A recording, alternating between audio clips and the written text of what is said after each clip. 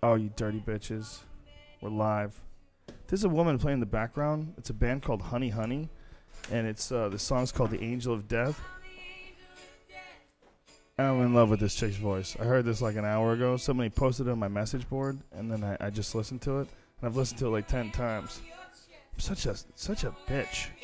I'm such a bitch for like a hot girl's voice. Like a girl with a beautiful voice, man. There's like a weird harmony that it connects to inside your cells. You know, I bet women won't understand it. You know, no, I don't know. I don't even think this chick knows what she's doing. She knows how to do it though, but the impact that it has on the male, astounding. The Joe Rogan Experience podcast is brought to you by the Fleshlight. If you go to joerogan.net and click on the link for the Fleshlight and enter in the codename Rogan, you'll get 15% off #1 sex toy for men. There's no other way to say that. You got to come up with a better way, Brian. You got to come up with something creative. Speaking of which, your fans have been... yeah, they've been saying they'll have to get you one. Yeah, they tell Do you want one? I'm missing out on life otherwise. So. If you want one, dude, I got one for you. They just sent me a big box of them. And I brought one for a studio fleshlight. It lasted less than 24 hours. I brought it here, and I was just going to use it, just show it, just in case people ask about fleshlight, because everyone always asks about what's that. Hey, what's this fleshlight? And so I had it for less than 24 hours, and I was like, dude, please, can I have one? See, hang. So C stole your flashlight? I gave it to him. You gave it to him. He's fucking it right now, probably. But yeah, I gave him the black model one too. Nice. Well, look, man, it works. It's a solid product. Yeah. We wouldn't endorse it unless it was good. It's a funny thing to get behind. You know, people find it very offensive and pathetic and juvenile. And why? I'm not sure, but I like it. I like the fact that people are bothered by it, and it's so stupid. It just highlights how fucking ridiculous we are. Completely ridiculous. That we would care at all about pleasure. You know, that we care at all about like a device that's really good at extracting sperm. That's all it is, you know? What's your fucking problem, people? We're also brought to you by Onnit.com, ONNIT, makers of Alpha Brain, the cognitive enhancement supplement. I didn't take mine today. I hope I don't sound stupid. I got some right here if you want some. Dude, hook a brother up. I would say a nigga, but I'm not that confident. Beautiful. If you go to Onnit.com, ONNIT, all of this will be explained. What it is essentially nutrients for your mind. It's not going to make you a genius if you're a retard, but it's going to enhance the way your brain works. It's going to give you it gives you like a feeling of mental clarity and energy. There's a lot of people that don't understand nootropics, or they don't know what nootropics are. I suggest you just Google. It's NOO, nootropics. And it's all about vitamins and nutrients that help your brain function at a good level. And, there's plenty of studies that have been done on this, and you should research it before you buy any of this stuff. Also, I want to say that if you see Onnit's products and you want to try it, you're not sure if it's going to work for you, you don't know, try it. The first 30 pills are 100% money-back guarantee if you don't like it. We want to make it as easy as possible for you. So you don't even have to send the stuff back. If you try it and you don't feel like it has any effect on you, then send the pills back. Or excuse me, don't even send the pills back. You have to do shit. You just get your money back. It used to be what as many as people ordered, but unfortunately a bunch of people decided to just buy a bunch of it, get all their money back, and then sell it on eBay. So that old story. It's not even a story. It's a fable now. It's a true story. It's a true story, though. I've said it so many times. That's the problem. But it is always ultimately true. It's a fairy tale. You think so? Yeah. Now it's a fairy tale. Is there trolls in it? I've said it too many times. Right. It's become like not real anymore. Yeah, you're right. It does. And it changes a little bit every time. Like, Well, they did. They bought a bunch of them. They bought like 9 orders, and they sold them on eBay. That's the story. That's all I know, though, dude. I don't know. Next week, it's going to be Amazon Marketplace. Dude, I didn't make this up, man. Don't be an asshole. I was trying to do a little commercial here. You're not helping, Brian. We're also, we make Shroom Tech Sport, which is a cordyceps mushrooms supplement. It's got B12 in it, too. It's great for any really, really hard workout people. If you're into CrossFit or anything crazy like that, it's a great endurance enhancement supplement. It really helps you push, like into points where you would ordinarily be fatigued. I wouldn't suggest any of this if you're not someone who works out, though. There's also Shroom Tech Immune. All this stuff, if you're fascinated by it, a far better description than I can ever give is on Onnit.com. That's ONNIT. And there's also an enhanced science of Alpha Brain, where we've updated due to some criticisms. We hired a science advisor and updated the way everything is described, and everyone's trying to be as above board and cool with this as possible. So that's what it is. If you're fascinated by nootropics, go to onnit.com, ONNIT, enter in code name Rogan, and you get 10% off. Not just the first order either. Now it's as many orders as you want. We fixed that shit. All right? Powerful. Daniele Bolelli's in the house. What is it? Experience. Train by day, Joe Rogan podcast by night, all day. Brian, you're like a 12-year-old DJ.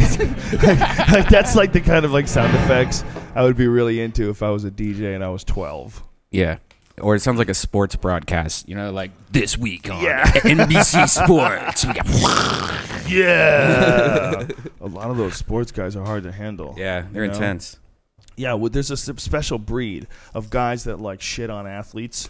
you know, there's like some of them that are just sports broadcasters, but some of those dudes like they do them and they're like, he's a bum. He's always been a bum. He'll never get off the bench. And you're like, whoa, like you're talking about like a professional athlete there, son. You better settle the fuck down, man. You're getting a little crazy with your insults there. Yeah, you fat guy in front of a microphone. How dare you? I don't like that insult shit. Right, Daniele Bolelli? Oh, that's fucking my friend. Step in the ring or shut up. Exactly. So, brother, you are a scholar of religious history, right? I mean, you are essentially. Why not? Yeah, I mean, that's the best way to describe you. You're actually a professor on it. Yep. How do you think that it is that we live in 2012 and we have the incredible depth of religion that's still controlling our lives? How is it possible that something that seems so like it seems so, if you're rationally looking at it, you would go, okay, maybe there's some truth behind any of this. Maybe there's some truth behind the origins of the creation of the universe. But clearly this shit has been written by people. And we're going to base our lives on this? This is fucking bananas.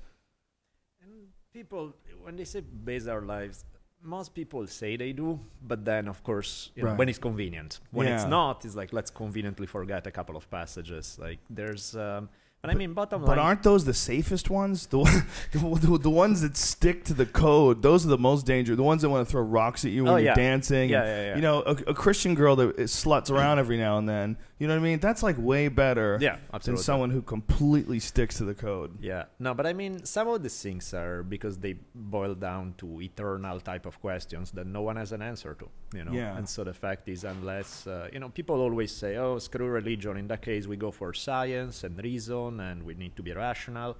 And don't get me wrong, I mean, reason is a great tool, but if it doesn't give you answers to the things that scare the hell out of people, people are going to want some answers. Whether they're bullshit answers or not, doesn't matter. It's like, give me some answers, because otherwise it's too damn scary. Is religion then a tool to allow people to psychologically adapt to the next stage of evolution? Like something like a placeholder? Yeah, I mean, I think it's what people need to deal with, the fact that they can't deal with uncertainty.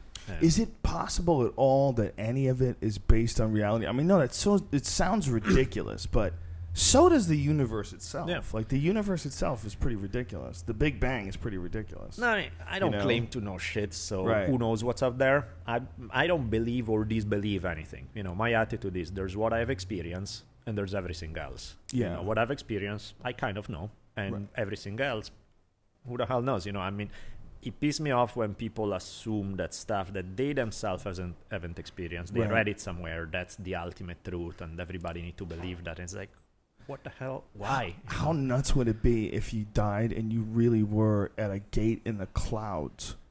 How psychedelic would that be if you really did have a dude, St. Peter, who's like the FBI, who's just been following your life since you were a baby, and he's like going over day, why'd you do this and why'd you do that? Like, fucking really?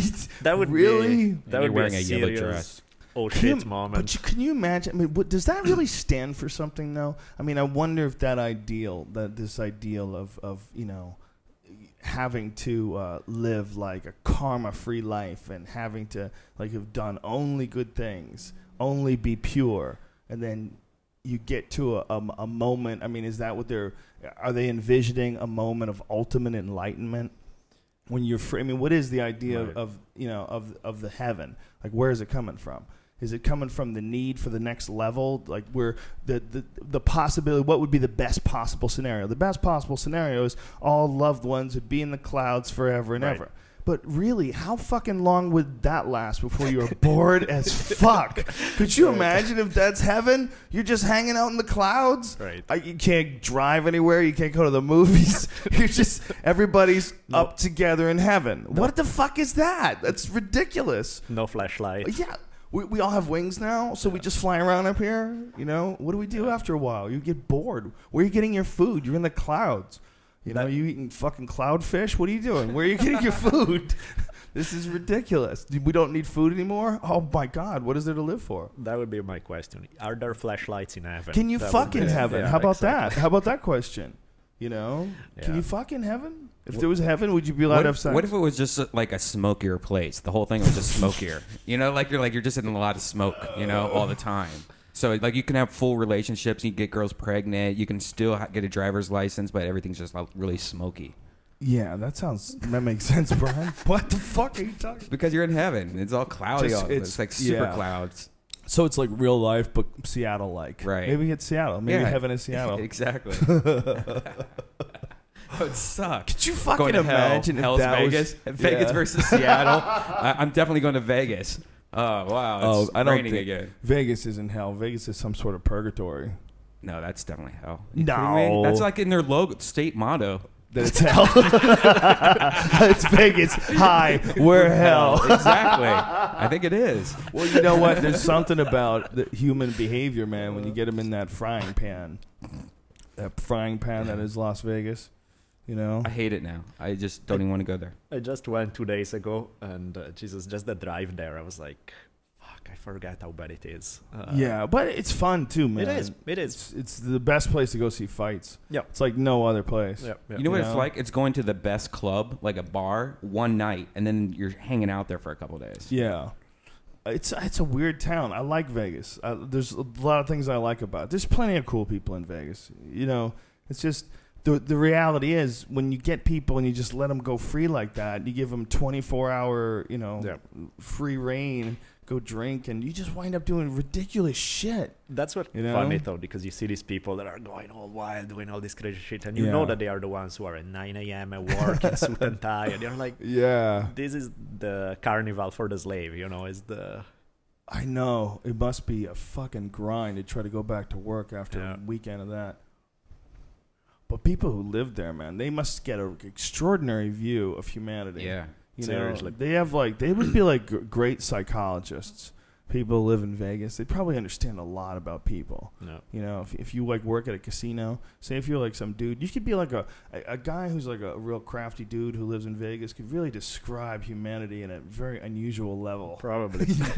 No inhibition, just see them at the Row Estate. Yeah, well, just the idea that you would get people and allow them to drink through all hours of the night. They could drink whenever they want. Like, nobody ever tells you to stop drinking. It's so ridiculous.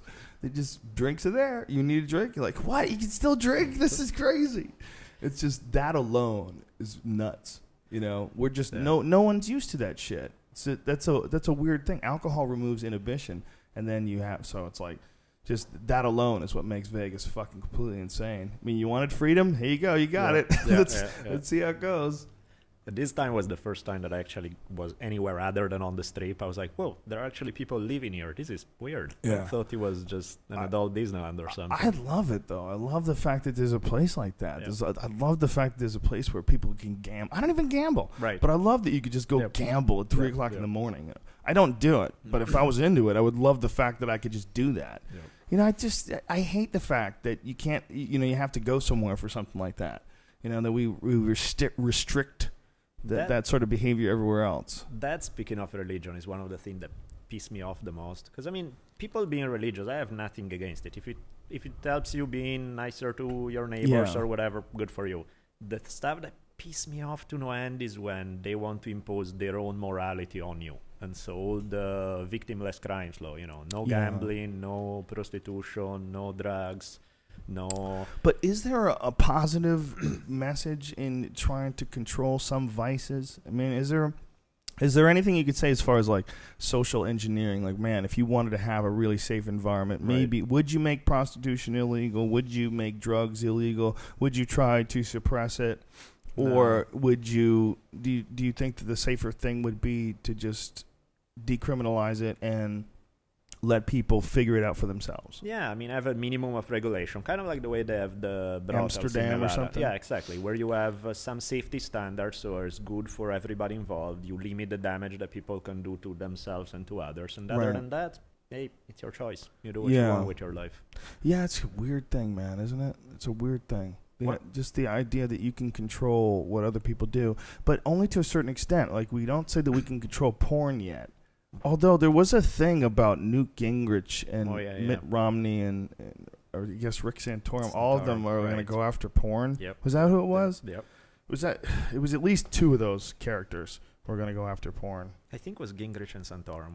I don't think Romney. Well, not that it makes much difference because those guys are, different shades of gray. But they're so bizarre, man. It's so weird. The fact that anyone on earth could vote for Santorum scared the shit out of me. A lot of people are voting for him. They love this guy. What do you think they're connecting to? I mean, as a person who, he's obviously the message. Quite a bit of it is religious. Yeah, big time. I mean, that kind of stuff. It boils down to somebody who give you the image of what you would want to have. We promote all the good guys will be rewarded, all the bad guys will be punished. We stand for morality. We squash anything else. And the thing that makes some of these people feel good is we'll squash everyone else who doesn't agree with living life the way we do. So we can impose our happy dogma on everyone else. Because that ultimately is the kind of shit that it stands for. And it's...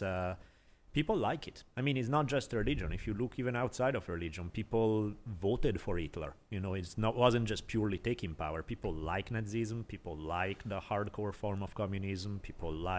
They like certainties. They like somebody who at least puts up a strong face and is like, I'll stand for all these values. I'll clean up, all that shit and simplify life. And that's scary to me. Yeah. It's really scary. Yeah, big time. Because it's not real. It's based on it's based on numbers. Yeah, and he must have a belief. I mean, there's no way he could be talking this much if he doesn't have a belief. But anybody who believes something that they can't really prove and believes it to a point where they're willing to base their lives on it like that, and you want to just run the biggest nuclear arsenal in the world? Really? Look what you're banking on. Yeah. Look what corner you're in. You're in the corner of fire and brimstone, for real? Yep. You're in the corner of gays shouldn't be allowed to get married. And what are you doing in 2012? Why do you give a fuck about what gay guys are doing? You weirdo. What kind of weirdo gives a fuck about what some gay guys are doing? Like, we have to stop that. Birth control is bad. Yeah, birth control is bad. It's just fucking crazy. It's like he's like pulling us back into 1960. Yeah, but I mean, birth control's awesome. You can shoot loads into chicks and they don't get pregnant. You stupid fuck. You fucking dummy. Have you ever tried the female condom on a girl?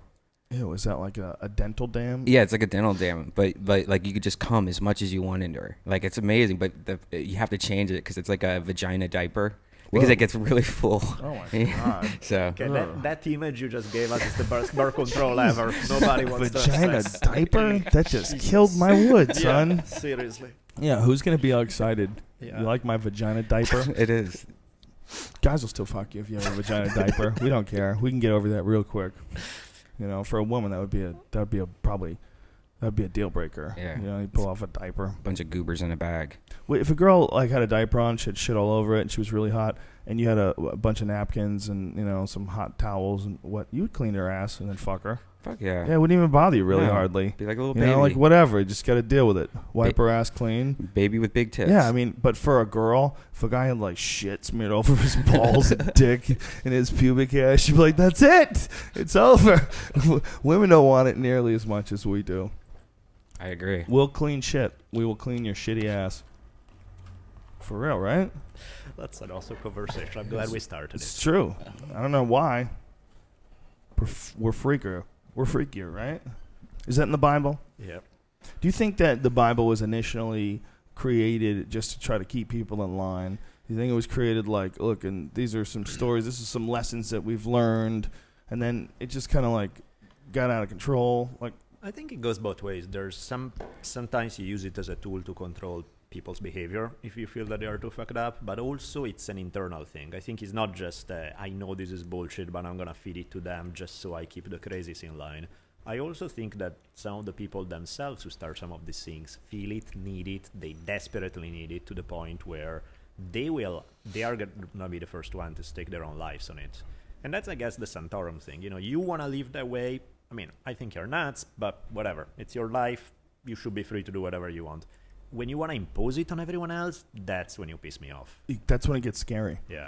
Well, it's just bizarre to me. Anybody who really absolutely believes something that much, it's bizarre to me, man. Yeah. Like, why do you believe it? Where are you seeing this?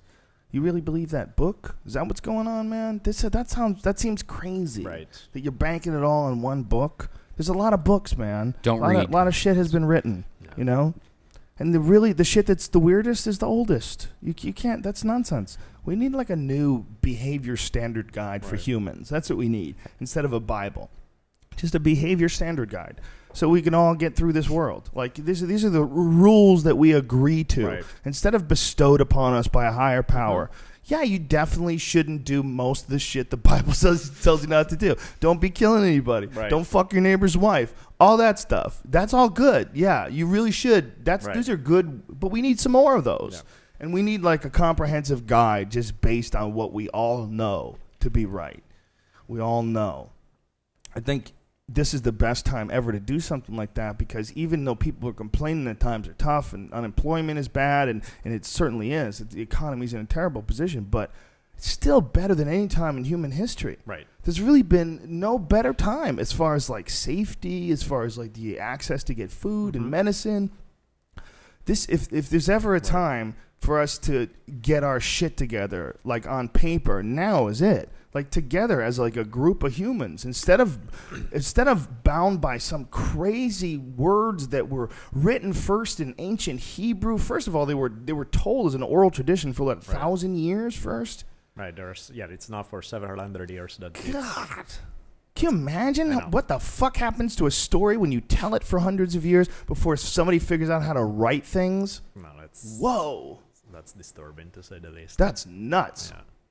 What do you think about those Dead Sea Scrolls? Do you know much about that? Yeah, I mean, it's one of those things. There's what are the official scriptures of every religion are one tiny part of what used to be out there. And then people, I mean, you get to the cases of Christianity where literally they get to vote on which books are sacred and come from God and which ones are not. I mean, can you believe that? It's like somebody sit around the table. It's like today, right now, we pull out some book and go, okay, what do you think, Brian? Is these gods or not? Okay, next. Let's try the other one. How about this one? You know? It's like, It's really that arbitrary? I mean, kind of. Really? That's amazing. How many books were like left out? Are those available? Who knows? Because a lot of they that indies? stuff got burned. Are they indie books? Exactly. This is the indie Bible. A lot of this was because it wasn't like, oh, we decide this is God stuff and so the other stuff, well, read it if you want. No, it's like we have to burn it because it must be the devil's, and so it must be terrible and horrible, and we need to squash any possible other alternative, and so let's burn them all. Wow. And so when something else pops up that shows a different side to it that wasn't made a part of the official canon, then it makes everybody feel like, what the hell is going on? Like, so we can't base our life on this, or can we? Or I mean, most people are going to ignore it anyway, because otherwise it messes with their categories. But that's basically the attitude. What a weird time. Yeah. I mean, think about like the concept of fate, the stuff that's at the basics of Judaism, Christianity, Islam. Think about like the story that they all revere, they all think is a great idea, you know. God shows up, tells Abraham, I really think you should kill your son. And Abraham is like, well, I mean, I don't want to kill my son, but, you know, if it's God speaking, well, in that case, sorry, boy, come on, you know, let's go. He's about to kill him, and then God sends an angel saying, no, wait, just kidding. Just testing your faith, you know, just checking. You passed the test, you did very well, and now you'll be rewarded for it. last time I checked, when you hear these embodied voices telling you should kill people, listening to that is not what should make you the guy who everybody looks up to and think, what a great example of fate, It's like, what a crazy story. God wants you to kill your baby. Yeah. What the fuck? And you're going to kill your baby for God, and that was the right thing to do. And God said he was just testing you. Yeah. Holy shit. That's a sign that, good job. You passed the test. You have faith. Is that Old Testament? Yeah. Old Testament is about as wonky as it gets, right? Pretty much. But they said that the Dead Sea Scrolls were even wonkier. Yeah. Like, there's a lot of Dead Sea Scroll stuff that hasn't even been, included. That is the oldest written version, right? Right. No, just because it's not part of the official canon doesn't mean that it's all good stuff or anything. It's not like it's easy to fall into the pattern of, these evil bastards manipulated the things, put on these horrible things in the books, and so everything that got squashed must be good. No, not really. Some of the stuff that got squashed is probably even worse. Who knows? So I love the fact that the Dead Sea Scrolls is always linked to crazy shit. Oh yeah. It's people always like it's always UFOs and mushrooms, and it's like every wacky crazy story is linked to the Dead Sea Scrolls. Yeah. Even the fact they found them. One of the coolest things is the science of putting together the pieces, because a lot of them were in leather. And one of the ways they put together the pieces was they did genetic testing on them to find out which ones came from the same animal. So they knew that it was a piece of one skin. Incredible stuff, man. That's amazing. Amazing stuff. Yeah. It was really incredible. And they're still putting that fucking thing together. People are still trying to decipher it. Which probably over the last 2,000 years they found a bunch of those things. But, 500 years ago somebody would have looked at it. It's like, maybe I can start a fire with it or something. It's like, yeah, when you're starving and you have to cook the book, that's it. You cook the book, That's when if you need something to light a fire, you're going to fuck that book, light it on fire. We're going to die tonight, Basically, yeah. Yeah, fuck. Yeah, how much stuff was lost in the burning of the Library of Alexandria? It's out of this world. You're talking about thousands and thousands of volumes. It's pretty damn scary. Yeah, it's amazing to think that human beings can be so fucking creative and then so destructive. What people don't understand is there was some sort of incredibly advanced society that was that had created ancient Egypt. To this day, there's a bunch of puzzles when it comes to the immense construction, the fact that how much just actual mass was moved, just the size of some of these obelisks. It was incredible society, and they knew a lot of things, and all of it was wiped out in a fire. And I think it was like 2 fires. I think there was 2 different times they were attacked. Yeah, absolutely. Like, man, how much further would we be if we knew all that shit? Seriously. Yeah, but it's the same kind of stuff that happened even in other places. Because like when the Spaniards came over out here, when they conquered the Aztecs, and the Aztecs were one of the indigenous people that had big libraries and had books and had a written language and the whole thing. And the Spanish approach was like, well, does this look like the Bible? No. Well, in that case, screw it. We can burn it. They just burn it all. Jesus Christ. Okay, that's nice, but... So if it wasn't the Bible, they just burned it? Basically. It's like, you guys are not Christians, so you must be devil worshippers, and as such, we should burn everything you've ever done, because it's all crap. Did they burn any Mayan stuff? Yeah, basically anything that was indigenous. Mayans, Incans, anybody? Yeah. They're still finding Mayan temples. That fascinates me, man. Yeah. They said that there might be as many as 1,000 unfound temples in South America. That's crazy.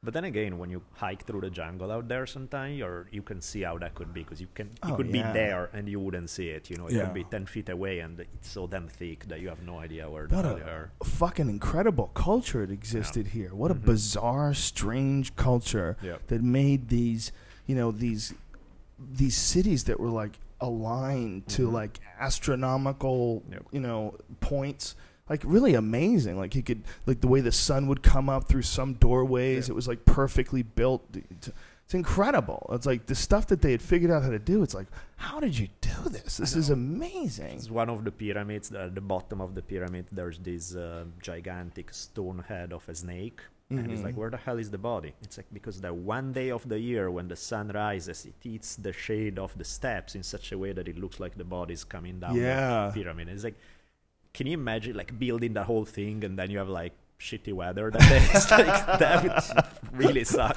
Yeah, just the calculations involved. Yeah. I mean, is it possible that some of them could be coincidental? I guess the snake thing could be. It's possible, but there's so many of them. There's one in the Temple of Luxor, I think it is, where the light comes down this corridor and like illuminates this whole room on one day of the year. No, I mean, these guys were awesome. What the fuck, man? It's incredible what they had figured out. They'd figured out some amazing shit, them and the Mayans. Yeah. It's like so much stuff was lost in the past. It would have been so fascinating to really know how much knowledge really was around during the constructions of the pyramids. I mean, what did they really know? Right. How much is lost in just the sand and erosion, and how much is gone in fire? What the fuck did they really know? I mean, if you know? get 99% of the human population today with modern technology and tell them, build a pyramid. Yeah, of course. Nobody, everybody like makes it like it's no big deal. Get out of here. It's crazy. Yeah. If you were off by just a little bit anywhere, as gone. that thing gets to the top, it's fucked. Yep. It's amazing. And they used to be covered in smooth limestone, too. It used to be actually like shiny. And then there was a gold cap on the top of them. God damn, that must have been magnificent. Yeah, seriously. And what happened, if people don't know, you ever look at the pyramids, why they're so fucked up? That's because people stole the limestone. They chipped it off of those buildings. Those gross, disgusting rat people chewed away at that beautiful construction. One of the most amazing things a human being has ever created. And they chewed away at it, just pulling chunks of beautiful stone off and building their shitty houses with it. Fucking crooks, rat people. See, you're in a good mood today. What kind of a human being would deface the pyramid? There were rat people that did that. Terrible human beings. I mean, could you imagine, man? What kind of a person would fucking chew up the pyramids and steal the stone? Jesus Christ. Go get your own limestone, bitch. You know? Can you make a house out of wood? Right? Even the Three Pigs had options. They knew some shit, though, huh? That's a fact. It's motherfuckers. Sure. What kind of religions were around in ancient Egypt? Like, what did they worship? It was all like... I mean, around there, you see the transition from tribal religions that tend to be more mellow, flexible, because they are not written down. It's relatively small society, so there's a lot more flexibility about the beliefs. So they're generally mystic, shamanistic kind of beliefs. But then when you turn them into a big society with like millions of people living in it, they become... You still have a lot of the traces of that stuff. It's all about spirits and this and that. But then they become much more rigid, official. There's a clergy. It becomes a business. There's the temple, and so it's kind of a more structured type of animism that, in my mind, kind of pretty much eliminates whatever is good about animism to begin with. You tweeted a Robert E. Howard quote the other day. Oh, yeah. I love that guy. Oh, me too, man. When I was a kid, I was a huge... What was the exact tweet? It was a Conan quote, right? Yeah, it was a Conan Conan quote. I forget what the hell it is, but it's basically Conan going off... I find it because I'm going to butcher it otherwise. Yeah. It was Conan in... it was one of... I forget which book. But it's a famous quote. Where the fuck is it? I live, I burn with life, I love, I slay, and am content. It's as good as it gets. Women are like, that's so gay. For a man, the Sumerian culture, like, what a fucking crom. What a hard-ass god he was. Right. People don't know Robert E. Howard was this bad motherfucker. He was an incredible author who created... He created was it Kull the Conqueror and Conan the Barbarian, and it was all these crazy fantasy books. They're amazing. They're fucking really fun to read. When I was a kid, man, I became hooked on the Conan novels, and he was a really nutty dude and wound up taking his own life, right? Yeah, I don't know if it's true or not, but the legend has it that he would say that at night he would see this, he would get there to write, and suddenly he would see the shadow behind him, and he wouldn't turn, but you could tell that it was Conan carrying a giant axe, ready to chop his head off unless he wrote all night. And he would stay there and like sweat and write and write and write. Holy shit. And by morning he was gone, and so he could finally pass out and sleep. But he would get ready for the next night, because Conan would be back ready to chop his head off. Wow. Conan was the coolest fucking character in any book ever written. Yeah. You know, the people like Conan the Barbarian with Arnold Schwarzenegger, that was pretty cool and everything like that. But really, the real, if someone got ever figure out how to do the book justice and make it really put it together right, like the last one was kind of corny. The dude was pretty badass. Yeah, he was. That dude was a good Conan. He seemed to me like what Conan should look like. No, look great, but the screenwriting was. The screenwriting was bad, but he was really good. sucked. His fight scenes were great. He looked like Conan. You know, I think people were hating because he's too fucking good looking. That's what it is. The dude is just way too good looking. He makes dudes super uncomfortable. But if you're not a hater, I met the dude. He was super cool. Yeah.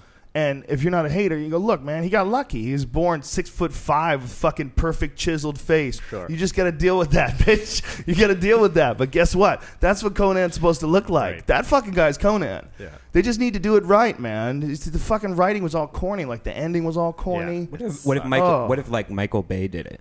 Dude, yeah, something like that, or swords blowing up, horses spinning around. You know who would do it right? You know who would do it right?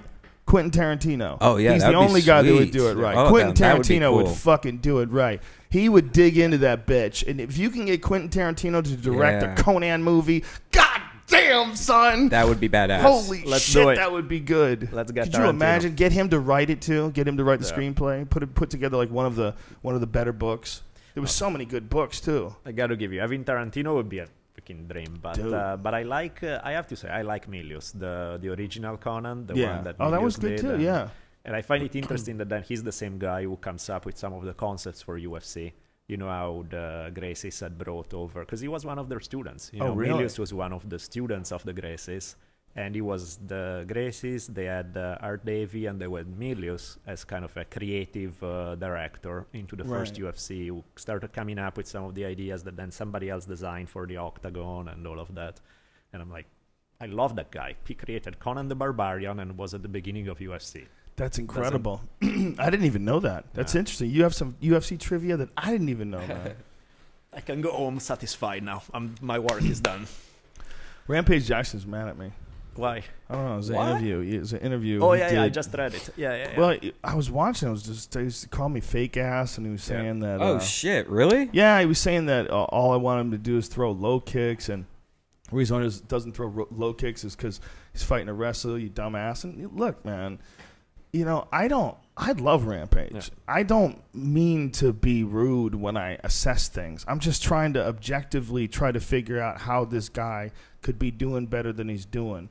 When I look at a guy like Rampage, I'd look at a dude he's fucking, first of all, one of the most exciting fighters of all time. You go back to his fights in Pride, like the Ricardo Arona fight, or the Kevin Randleman knockout. Remember that Randleman knockout? God damn, the slam on Arona. I mean, so many. He had a lot of great fucking fights in Pride. You know, Rampage. I like him a lot. I like him as a person. I enjoyed hanging out with him. I did a thing with him for the UFC once. It was there was a show that we did. Like I think it was called Ultimate. Was it UFC Ultimate Insider or something? Like, is that the one we're doing now? I don't even remember the name of it. It was on Spike. Oh, fuck. What was the name of it? UFC Unleashed is Michael Goldberg's. What the hell is it called? Any idea, Brian? No. All right. Tea time at UFC. Whatever it was. I don't remember what it was. We drove around in his he has this giant monster truck with his face on the side of it and shit. It's fucking awesome. It's hilarious. It's all lifted and shit. And we drove around, and I even trained with him. We went to the gym and trained, and we filmed everything. We went and got chicken together, and we went to Popeyes. He's cool as fuck. I like him. I don't mean anything when I'm trying to when I'm judging a fight, or I'm not judging a fight, but when I'm doing commentary on a fight. All I'm trying to do is sort of objectively assess what I think someone could be doing differently to try to get themselves out of a spot if they're not winning, or if I'm just trying to commentate. It's not. I'm not like critiquing the guy's soul. I'm not like breaking down who he is as a person. I like the guy a lot. You know what I mean? But even Rampage himself admits that he was more exciting back in the day when he was in Pride. I mean, he doesn't have to be anymore. He's a great fighter. He can do whatever the fuck he wants. When I'm doing commentary is just my objective opinion. That's all it is. It's not that I don't like the guy. Why do you think he stopped? Because in Pride, pretty much every fight, he would pick somebody up, lift them up in the air, slam them. It was like his thing. It's you know? not He that would do easy that. to do. But you know, he did it every fight, Yeah. and all of a sudden, never again. I'm like, what the hell happened? I don't know. I mean, he has a lot more tools now. He's, you know, it's hard to tell. Also, he was fighting people in the ring more. I wonder if that's different.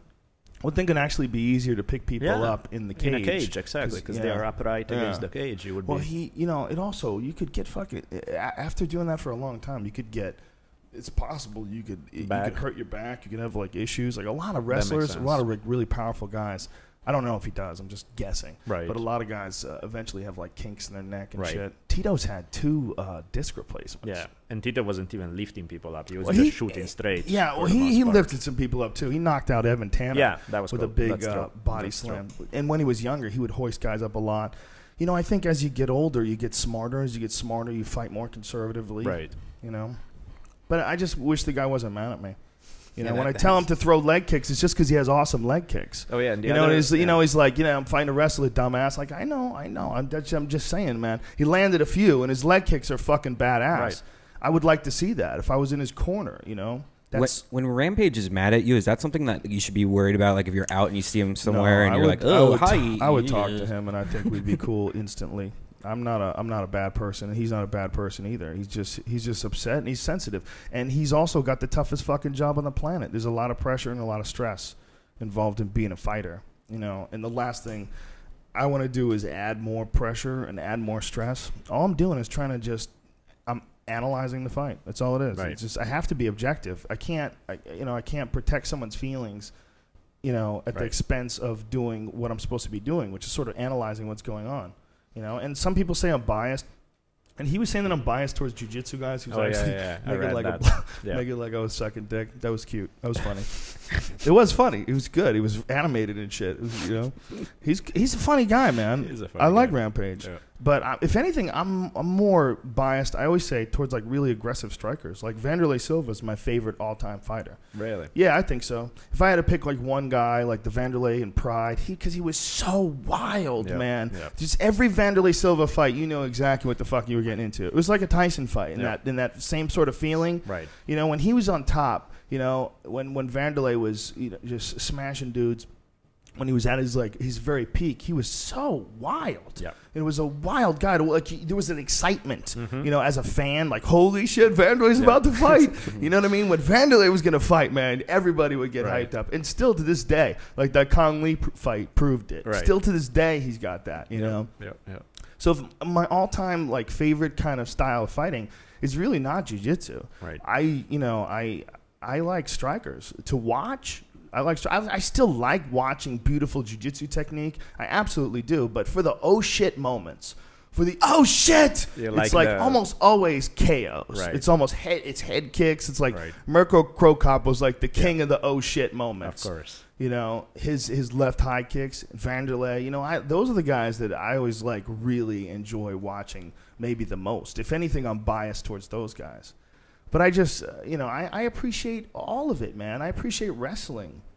I think wrestling is one of the most important aspects. I always say that that's the biggest base of the pyramid, you know. And I was never really a wrestler. I only wrestled for 1 year in high school. You know, I don't have a bias. When I'm looking at it, I'm really trying to look at it as objectively as possible. And it changes all the time. Of course. What's important. It changes all the time because different levels of guys will enter the game, and that's when things get weird. Things get weird like when you get like a really high level striker that all of a sudden learns how to sprawl and is really good at wrestling. Maybe we wrestled a little bit in high school, and then all of a sudden, boom, he's in the UFC, and you got to deal with this like. You know, when you get to like a really high level professional Muay Thai type fighters who have really crisp striking, if one of those guys, one of those really top end guys, one of those Ernesto Hoost like in his prime, one of those guys steps into the UFC, everything changes in that division. Big time. And then everybody has to figure that guy out now. You have to, you know, everyone has to either evolve around his skills, find a way to be able to stand with him. Right. I hope he gets beat up in the gym. Shooting before the fight. Yeah, man. It's constantly changing. What's important is constantly changing. We're always seeing like a new version. Like, oh, and then what if one of these guys shows up? Right. And now all of a sudden you got this John Jones version, this new thing.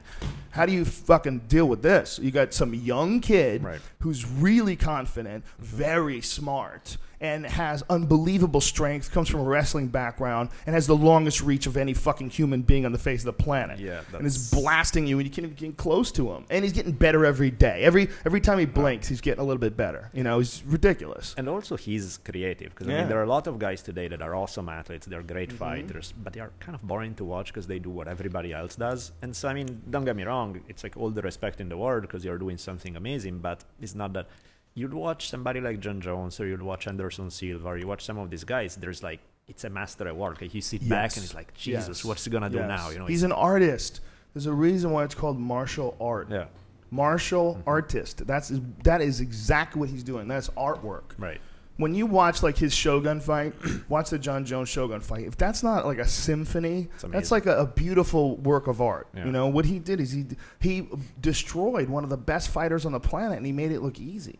Yeah, and it puts art in perspective because, fucking Leonardo didn't have some 6'4" dude trying to punch him in the face while he was painting his masterpiece. So I absolutely believe if you watch the John Jones Lyoto Machida fight that is a work of art. Yeah. I absolutely believe that. That's artwork. That's fascinating. The finish was so beautiful. Everything about it. Everything about the fight is incredible. The fact that Lyoto tagged him a few times. Right. Lyoto looked great. Yep. But he caught Lyoto, got him on the ground, dazed him on the ground, then caught him in that standing guillotine. And god damn, woo! But you put it all together, like as far as like it's awesome. Entertainment impact, you cannot. That's a work of art, man. That absolutely is a different type of art. I like watching somebody's entire career, kind of, rather than watching a bunch of fights from different people. Like watch one guy and watch back-to-back fights of their stuff, and you see the evolution of their style, and you really see a style there at work, and it's awesome. That's great. That is a fascinating thing to watch guys evolve. I remember Anderson Silva's first couple of fights. When he first started fighting in Pride, he was primarily a stand-up guy, and he got submitted when he went to the ground. Like Takahashi, I think it was, got him in a mounted triangle, and then with wrestling shoes on, I think he did. Was it Takahashi? No, somebody else. No. Some dude who had a losing record of all things. The really? same guy who beat Carlos you're thinking Newton about Ryo Chonan. You're thinking of Ryo Chonan. Before. Really? There was a dude before. It's the same guy who beat Carlos Newton by decision in one of the Bushido events. Takase, that's his name. Takase. Yeah, okay, not Takahashi. That's who did it. And so he mounted him and got him in a triangle, and then Ryo Chonan got him in that crazy flying heel hook. If you never see, Anderson Silva lost in one of the most spectacular finishes of all time. Doesn't get any better than that. This dude, Ryo Chonan, flew at him sideways, tied his legs up together in his scissors like a movie. Yeah. That's like some shit from a movie. That's like some shit from a pro wrestling, show. And then he caught him in this flying heel hook, and Anderson like immediately tapped and screaming in pain. That's really the best submission I've ever seen. Craziness. I don't think there's anything that comes even close. Craziness. And on top of it, apparently Anderson's foot was fucked up when he was going into that fight. It looked like it, because the second he touches him, Anderson is already tapping and screaming and going crazy. Apparently, he went into that fight with a fucked up foot. That's why he wasn't moving so well. Yeah, that's what it looked like. So that guy goes from that, and then all of a sudden he fights in the UFC against Chris Lieben, and now you see this master. Yep. You see like, wow, like the way he took Lieben apart, you're like, this is a master. The way he moved, the way he everything Lieben threw, he's like shucked out of the way and countered, bam, bam, bam. These just precise counters, and Lieben's charging forward, and he's blasting him with kicks and knees and punches, and you're like, God damn, is he good? Holy shit. His fight with Forrest Griffin, dude, what the hell can you say? Well, one of the interesting thing is that Forrest, I had an interview with him about that, and he told me that he had gotten knocked out twice in training camp before that fight. So right away, he probably shouldn't have even been in there. Right. Right? Yeah. If you get knocked out in a training camp 2 times, how many concussions are you allowed to have really close back to back like that? Yeah, it's probably are this close to somebody touching you the right way, and you. Well, there's been a few fighters that have had that happen to them, and they both got knocked out exactly the same way. One of them was there was a dude who was fighting in the UFC for a while. what was his name? Marvin Eastman. Marvin Eastman got knocked out. He was he got caught by Travis. What the fuck's his name? Luther. Travis Luther, of course. Jesus Christ, how can I forget that guy's name? Who's a sick jiu-jitsu guy, but not really known for like being like a super powerful striker, a real strong guy. I can't believe I forgot his name. Travis, I'm so sorry. I love that guy, actually. I just had too much weed, dude. I blame it on the weed. That's way too much weed and really strong. I've been sitting here stoned like a crazy person over here. Yeah, it's not good for your brain. That stuff's terrible for you. Anyway, Travis Luther caught Marvin Eastman with a right hand, and just like at the end of the punch, and Eastman went down like he got shot, like he got sniped from a fucking tower. It was he had got knocked out twice in training camp as well. He was knocked out once, I think, by Tito Ortiz accidentally, like ran into a knee and knocked down another time on a takedown attempt.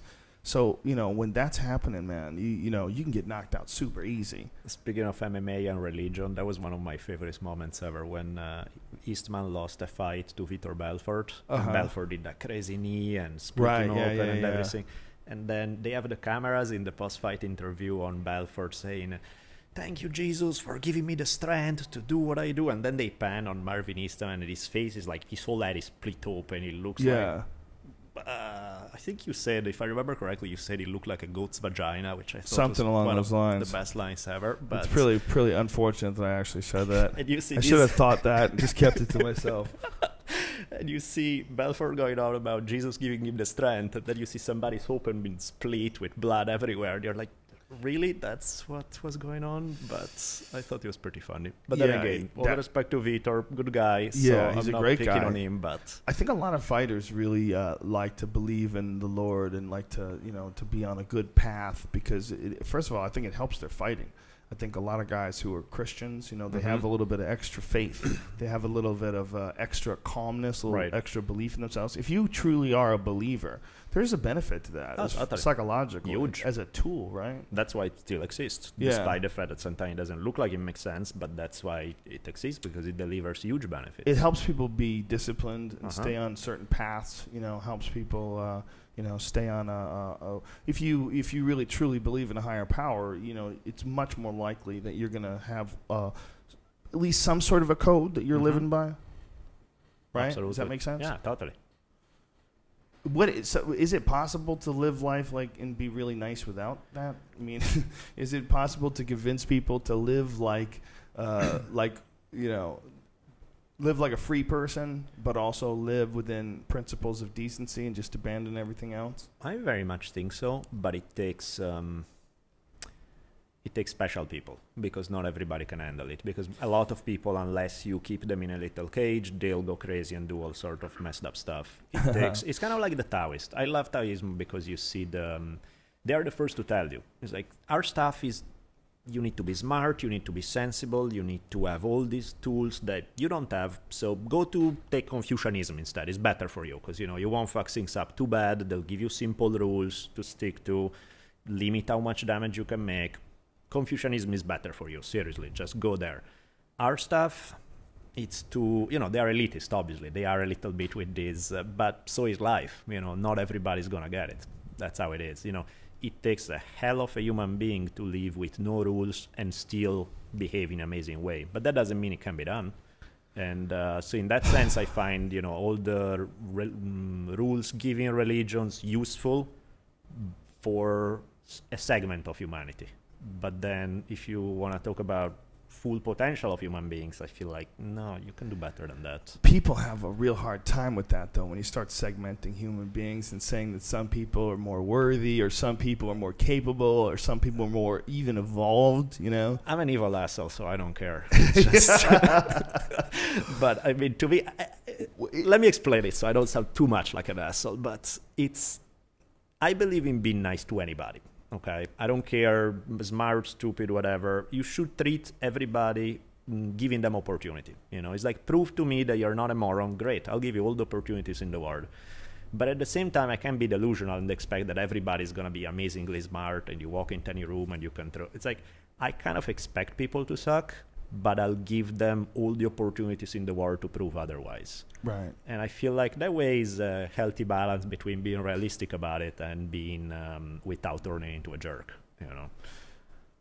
So you think that if the government came out and said, "Hey, listen, we did some studies. It turns out religion's totally bullshit, and we got to start from scratch because we don't know what the fuck is out there." What percentage of people do you think would just go completely batshit crazy and riot in the streets? Would anything change at all? It's not based on evidence anyway, so it doesn't matter what anybody tells you. But a lot of people would be marching through the streets. That would be one way where people would like really show how much they believe. They would march. Totally. They would start marching through the streets, right? Yeah, they'd have to. Yeah. They would organize. Yeah. They would really put out a message. But that's one of the cool things about living in US today.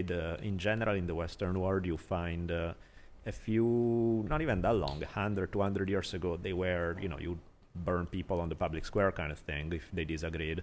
Today, even the hardcore fundamentalists, they get all riled up, they get pissed, but they are not the Taliban. Right. They may think like them, but they don't act like them. And yeah, so but we're trying to stop it from getting any further than this. It's anybody that has that much faith in what they can't see.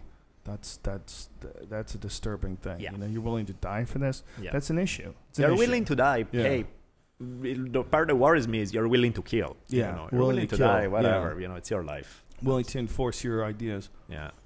The one that pisses me off the most of these things is the euthanasia debate. The fact that today in 2012, with the technology that we have, you could let people die in a good way. You could let somebody say, look, when I get to that point, I want to be able to, you shoot me an injection, you put me to sleep, you give me the other one that puts me out without pain. Yeah. That's their damn life. Right, I mean, nobody's saying that you need to die that way. Right. You want to go in whatever way you want to go, good for you. But you really want to tell everybody else how they die? No, I think it's a tricky thing, man, because I think there's going to be a lot of people that have cranky old grandparents, and they're going to push that motherfucker into that bed and go, look, he's been delusional right now, but he's been telling us to kill him for a couple days, so we're just going to go ahead and do this. But there's the double thing. You have either people should do when they are young, what do you want to do in X amount of situations and sign it and deal with it, and unless they change their mind, that's what sticks. Or they pick somebody that, the same way as they pick somebody to manage their bank account, they pick somebody who can make those kind of decisions. Wow. Because otherwise, really, you are in the position where today, if you have a sick dog, you can take them to the vet and they are gone in no time with no pain. But for human beings, you have to suffer every step of the way, seeing your body go to crap. And we're very uncomfortable with giving somebody the power to shut off a life. Yeah. We're very uncomfortable with it, right? It's tricky. And in my mind, that's when you love somebody, you care for somebody, and you see them go down that path, and that's what they want, that's the biggest thing you can do for them, is let them die the way they want. Yeah. No, I see what you're saying. I mean, I agree with you. But I think people, like I said, are very uncomfortable with the idea, especially religious folks. Yeah, it's very uncomfortable. God decide when you get to go. So let you waste away for 6 more months in order But essentially, they do kill you anyway with painkillers, with a lot of people when it's towards the end. Yeah, it's fucked up, though. Keep flooding you with painkillers. It's not pleasant. Even... Because it's not that they don't feel anything or they don't realize anything. They do realize enough to feel like shit and realize it. So it's like... It's not a pretty way to go. Fuck. I'm of the school of thought, just. What happens when they cure that? What happens when people don't get old? How many goddamn people are going to be here if they figure out how to stop people from getting old and dying? Yeah. We might have a real problem. We might have to build spaceships. Serious. Well, there are too many people. That's just how but it I mean, is. at that and point, there will be more and more and more. So but if we stopped dying and people kept fucking, that would be nuts.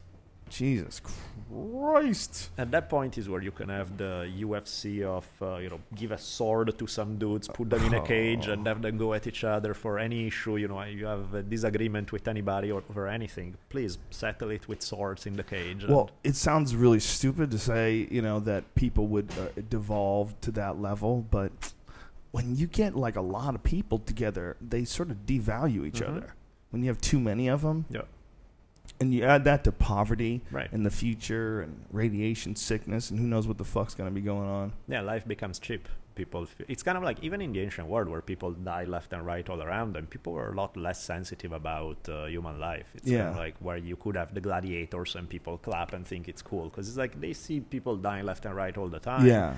Hey, at least you got to die after you train a bunch of months. You look like a hero. You got your head chopped off, but hey, you're gonna die anyway in 6 months in some other way, so might as well. Isn't it amazing when you really stop and think about it? Isn't it incredible that people ever got past ancient Rome? that we ever got to today?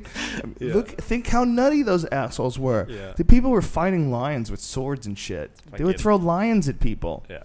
God damn, what a bunch of crazy assholes. 2 weeks ago, some guy emails me from the History Channel and say, are you by any chance an expert on Caligula, the Roman emperor? And I'm like, not really. I mean, I read my Roman history and stuff, but he's like, perfect. Just come on. Like, no, wait, did you read my email? It's like, yeah, you sound great. Come on. As long as you got a book that you looked at once.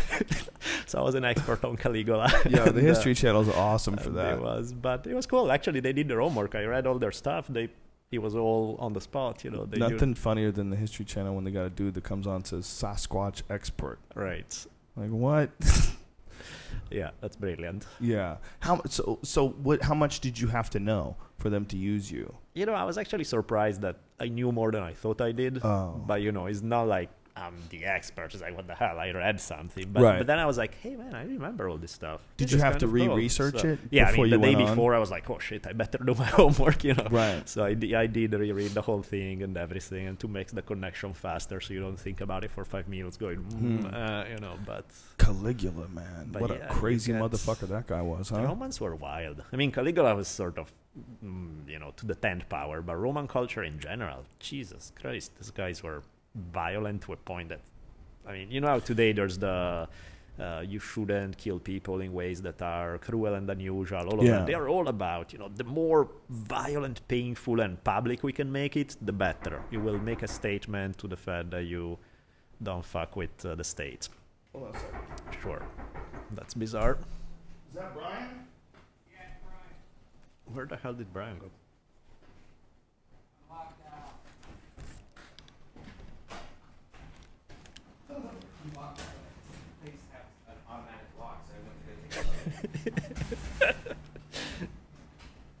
That was funny. That's what you get for shitting outside that bathroom right there. Should have just went right there. Yeah. Ladies and gentlemen, that break in the podcast was Brian got locked outside, and he was banging on the door.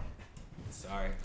Brian, you silly goose. The comedy club has like these automated locks when they're closed, and so I went out to go because we're not supposed to shit in this bathroom, so because it shits and makes everybody smell the shit. Right, but no one's working today. There were some people here earlier. Oh, there were. Okay. So I didn't want. All right. So where were we? What were we talking about? Crazy Romans. Oh yeah, how amazing that culture was. Yeah. Bunch of savages. People got through that. We are ancestors of people. Some of us are at least of people that lived then. Yeah. It's not like people went extinct back then. No, far from it. What a weird time that must have been, huh? What a shit roll of the dice that is. Getting born and you're living in ancient Rome. Oh. And it was funny how when UFC started, both the people who hated it and the people who loved it compared to Gladiators. Well, they used to have a Gladiator opening. Yeah. We just abandoned it. Exactly. We just abandoned it. The new one is fucking crazy. I haven't seen the new one. The new one's amazing. Yeah. But the Gladiator opening was for a long time. Everybody was like, "Who's this Gladiator dude? What is all this about? Rubbing dirt in his hands and shit." And it was just like what, with the Italian music, and then it's the opening onto the Coliseum going in. Yeah. The new opening is wicked though. Yeah. The Gladiator. So what was Caligula's deal? Caligula was completely out of his fucking mind. Right? Yeah, basically. I mean, was he? Do you think he was like clinically insane, or do you think he was just mad with power? No, I think he was nuts to begin with. And then, of course, you grow up in an environment where your uncle kills all of your family, your brothers and sisters, and have your mom beat up to the point that she loses an eye and then gets her to starve to death.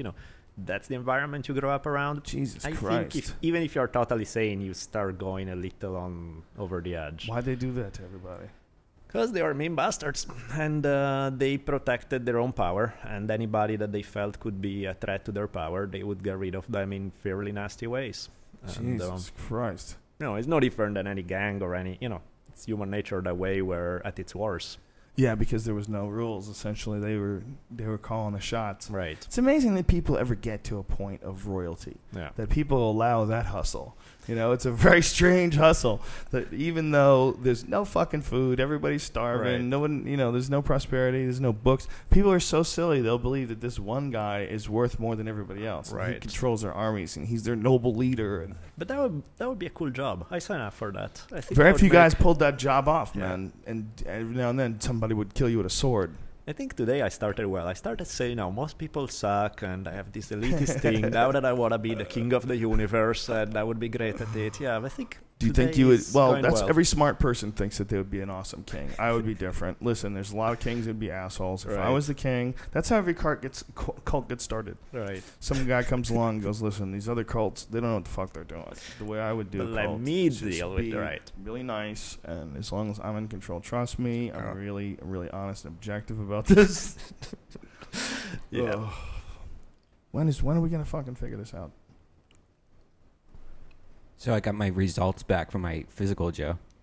And You had a physical? I got a full physical. They tested blood, Fingered everything. your butt, right? And they said that I'm like 100%, everything's fine. My cholesterol is exactly perfect. Like, the only thing that was bad, he's like, just take a little bit of D. You don't get out Vitamin much, D? do you? And I'm like, no, I don't get out. So he's like, just get some like over-the-counter D, you'll be fine. But you're just a slight Oh, that's good. thing. So. That's good. And no STDs. My Nice. first AIDS test. Like, I've been Yay. mooching this, off Right. AIDS tests. But you got a real one now. Yeah, I got a real one. That's, congratulations. I'm glad you're not dying.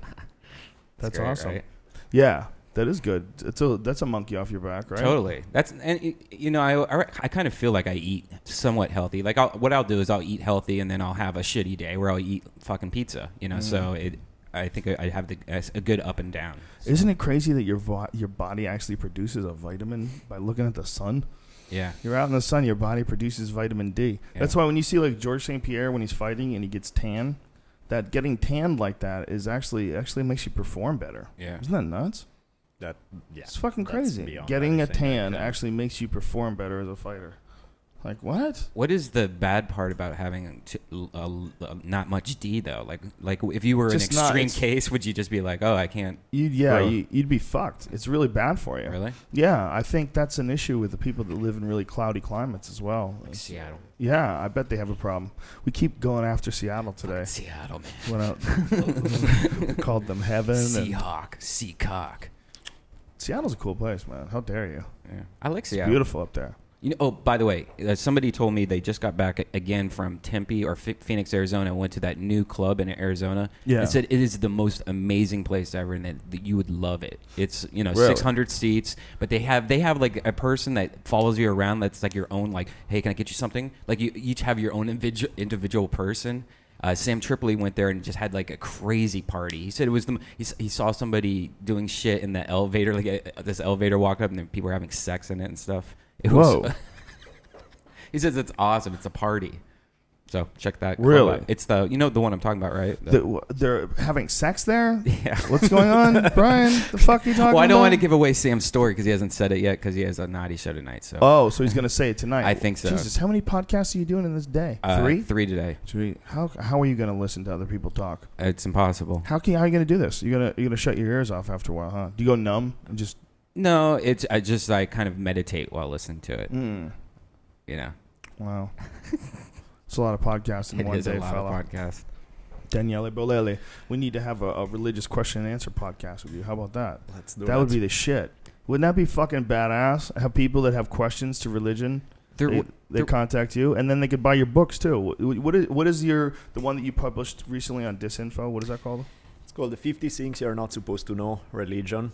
And the genesis of this was kind of interesting because originally I pitched them a different book about religion, and it was, this big, thick, heavy book, and they were like, yeah, that's sweet, but we're in the business of selling books, so give us something, What is the big, thick book? What was that going to be about? It was, it's kind of looking at all, basically what the approach that Bruce Lee had to martial arts, I was trying to play adapted to religions, sort of like taking from a bunch of different religions to look at what all the big questions are, look at what some of the answers that are out there to make up your own thing as you go.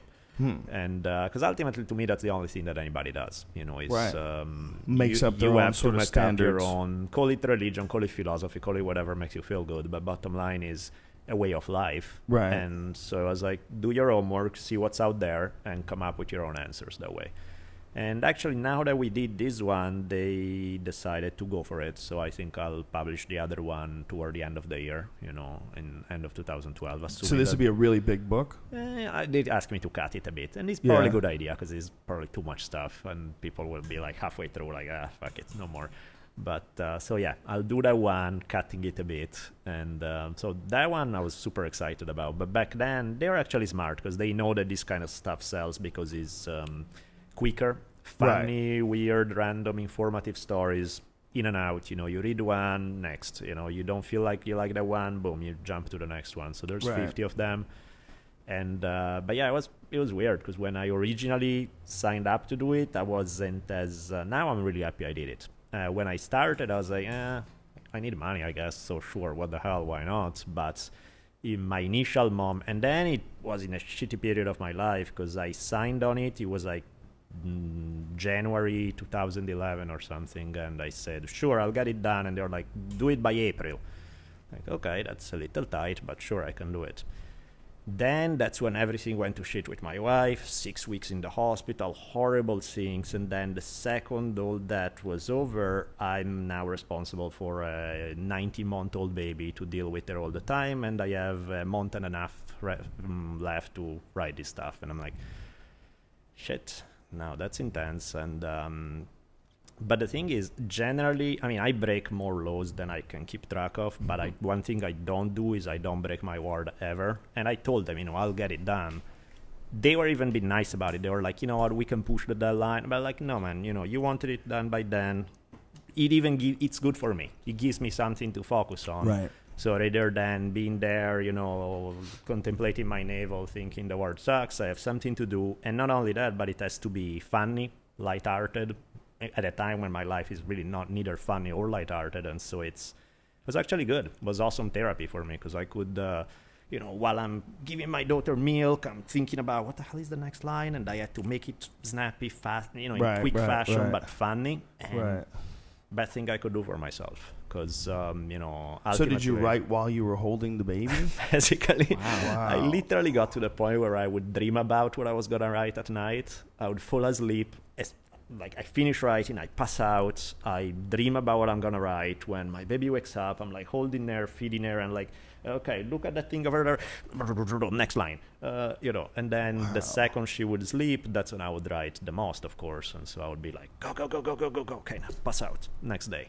Wow. And what a crazy fucking schedule. How long did you do that for? It was a couple of months. It was maybe 2.5 months. That's how long it took you to make the book? Yeah. What? So it's 50 things that you're not supposed to know about religion? That's what it's called? Yeah. Give us one of them. What's a good one? Let's see. What's fun? Let's take a peek.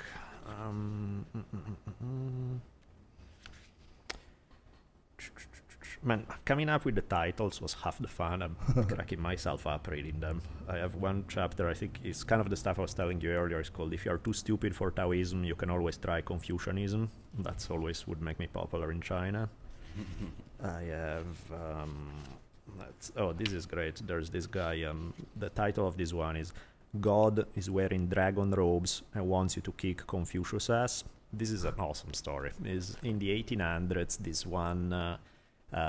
Chinese guy became converted to Christianity, and he started saying that he was Jesus' younger brother, that he had this vision of God that was wearing dragon clothes, and told him that Buddhism and Confucianism were all crap and it was his duty to stamp them out. So he gathered up all these followers, started preaching in the countryside, gained all these people. They became so powerful that they carved out their own state within China, and they said that this was going to be, I forget how it's called, it's something, I have to find it because this is too good, but it was called something along the lines like the Heavenly Kingdom of Everlasting Peace or something. Well, the Heavenly Kingdom of Everlasting Peace ended up with the death of 20 million people in the course of civil wars between the Chinese government that was pissed over these guys trying to break away, and this kind of weird version of Chinese fundamentalist Christianity fighting against these guys. And eventually, when they laid siege to his city, he was telling his followers, "Don't worry, God is on our side." And of course, he died shortly thereafter by eating some poisonous herb by mistake, and that was that. What year was this all going down? I want to say mid-18, I think 1820s, 1830s. And how many people died in this conflict? 20 million. 20 million. Yeah. So one dude came along saying that he was Jesus' brother. Yep. And 20 million people died as a result of this one guy? Is that essentially what you're saying? Yeah, Taiping Rebellion, 1850, 1864. And that's basically how it started. And that's why it's 50 things you're not supposed to know. You know, it's like how weird. Come we've never heard about that. Funny, That's an immense number of people that died. Yeah. I mean, What take the fuck? take the numbers with the benefit of the doubt. Is maybe 50 million. Who the hell knows? But you know, that's what some people speculate that the number was, and is. Yeah, how would they know, right? Yeah. 20 million people's a guess back then, right? Of course, and but it's brutal civil war wrecking China for a bunch, which is one of the reasons why a bunch of Chinese people migrated to California at that time when there was the gold rush, is because southern China was getting wrecked left and right. What was this dude's name again? The guy's name was Hong something. Let me see. That's going to be a lot of people going to want to play that guy on like video games. That's going to be their name. Go on as this bad motherfucker. They convinced a bunch of people he was Jesus' brother. Shit, I have no idea how to pronounce it. That's some high-level pimp game right there, son. Hong Xiuchuan? I have no idea. In any It's case, hard to pronounce. I make it up. How do you spell it? It's well, Chinese is spelled two different ways depending on how you. But the one that I'm using was Hong. That's one word, and then the next word is Xiuquan. Wow. So good luck. Nixon Han Queen Shuan.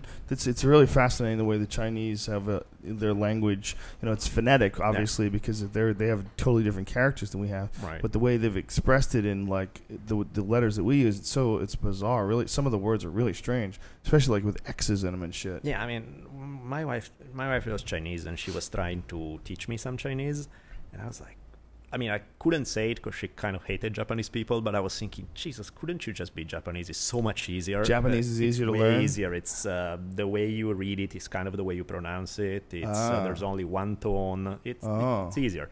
Chinese is the same exact word with a tiny different accent, means completely different things. And there are like 4 different accents for each word. Oh, no. So it's just like, oh, no. How can anybody say anything? You know, wow. So you think it's more complicated than English? They say English is a hard one to learn, though, for some reason. Yeah. I mean, I'm sure that's where you come from. If you speak Chinese or something, English must be a pain in the ass. But for anybody coming from a vaguely Latin-based background or any of the Western languages trying to pick up any tonal language like Chinese, Vietnamese, some of those, it's just like, good luck with that. I don't know. It is pretty fucked up that we all speak in different languages. How many problems would be solved if everybody spoke one language? That would be nice. Would that solve anything? Yeah. Sort of. At this point in time, would it? People hate each other from here to Irvine, so you don't have to. But it would help. It would be better than nothing. That's for sure. It is pretty crazy how different languages are too. Yeah. I mean, the difference between like Chinese and Norway. Yeah. You know, Norwegian and Chinese. Is there a bigger difference? Is it even possible to get something more or Chinese and how about Chinese and African? Yeah, there are all those tribal languages where they don't have noises, just the letters, they have all the clicks. Yeah. It's awesome. Fascinating, man. It's just so incredible how it evolves differently in different areas, but it all evolves, Yeah. How many different languages are there? Are there hundreds, thousands? I'm going to go on some bullshit, guys, and say, surviving today. Yeah. Because, of course, there I guess we have most to languages. We can't just say that, right? Well, but wait, let me bullshit first. Okay, let's try. Surviving today, I want to say 250. I'll say 176. I'll say 1,000. I think you're actually closer the more I'm thinking about it, because there are a bunch of tribal languages that are still spoken. How many languages in the world? Oh, my God. There are between 6,800 and 6,900 distinct languages in the modern world. Jesus. Holy shit, were we off. Yeah. Holy shit, were we off. You are the closest.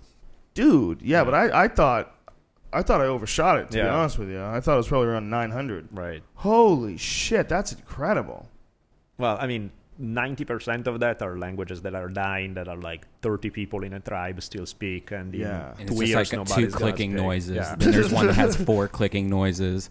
Well, how bizarre is it when they have places like there's some spots in the Amazon that they're just recently I saw have that. discovered people in these tribes, Yep. and this is the first contact they're having with the modern world, and they're in there with their own wacky language. And they said that one of the few guys who had some contact with them, they promptly killed him. So yeah, good luck making contact again.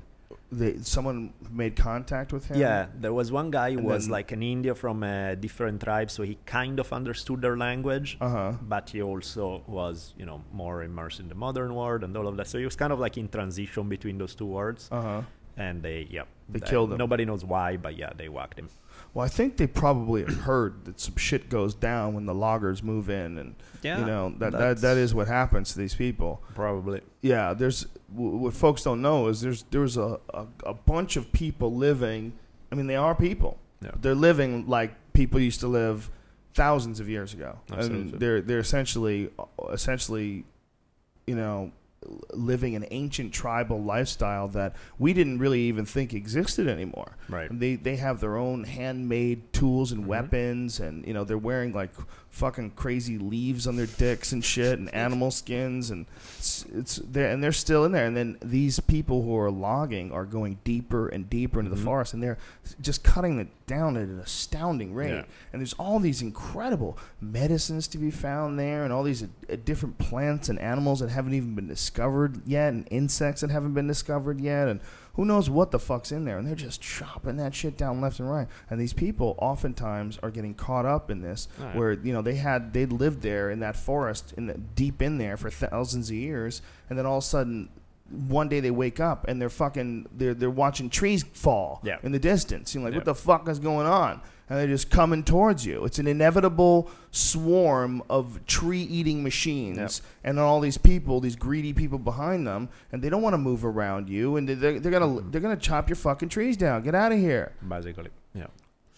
You're living like a savage. Yeah, they're looking at him like, you're living like a savage out here. What the fuck are you doing? We're chopping your shit down. Meanwhile, those people had a wild life for a long time. Who's to say their life isn't more interesting? They're just doing ayahuasca and fishing and shit, It's not a bad Seems like life. it'd be pretty dope. Yeah. I mean, if you get used to living in the jungle, it's a hard life, but there's a lot of food there. Right. You could become it. You could become food. Right. If you fuck There's up. that too. Yep. You zig when you should have zagged. There's a thing called a Brazilian wandering spider that kills you by giving you an erection until you die. Yeah, it has something to do with nitric oxide, and which is like the same stuff that works in like Viagra and stuff that makes your dick hard. And apparently this spider hits you with it, and it causes some crazy fucking reaction. It's neurotoxin. It's the most powerful neurotoxin known to man. And your whole body just completely stiffens up in horrifying agony, and your dick gets hard as fuck. So hard it's like breaking. Like your dick is engorged and breaking. And even if you survive it, which most people don't survive, but even if you do survive, your dick will be destroyed. Your dick would be useless. It'll just be a bag of bruises. That sounds like fun. That's just from one bite? From one bite. What if it just licked you and then you just had a really hot boner all the time? No, it doesn't work that way, Like Brian. if you just got a little bit. It doesn't work that way. But I do believe that pharmaceutical companies are like investigating Probably. the effect that this thing has on your body to develop new hard-on medications. Yeah. They develop something that gives you a hard-on for a year. That's what they're going to do. That's the next thing. Like Viagra's like, it's not effective enough. What if I want to fuck 12 hours from now? Yeah. I need something with a little more kick to it. And they came up with Cialis. They'll have like jeans will have these new pockets that are these tubes that just kind of go up to the side where you just put your dick in during the day because you have a rock hard. You don't want, you're going to have a boner every day. Tubes. Like you'll have like a little pocket to put your dick in. I Like see. they'll start sewing new pockets in their Like jeans. a little strap. Right. So it can move around with you. Yeah, it's like a cargo pant pocket for your dick. No, you're going to have to just point it up towards your belly button. Oh, and that have it sucks. peek over the top as you're dicks all- walking everywhere.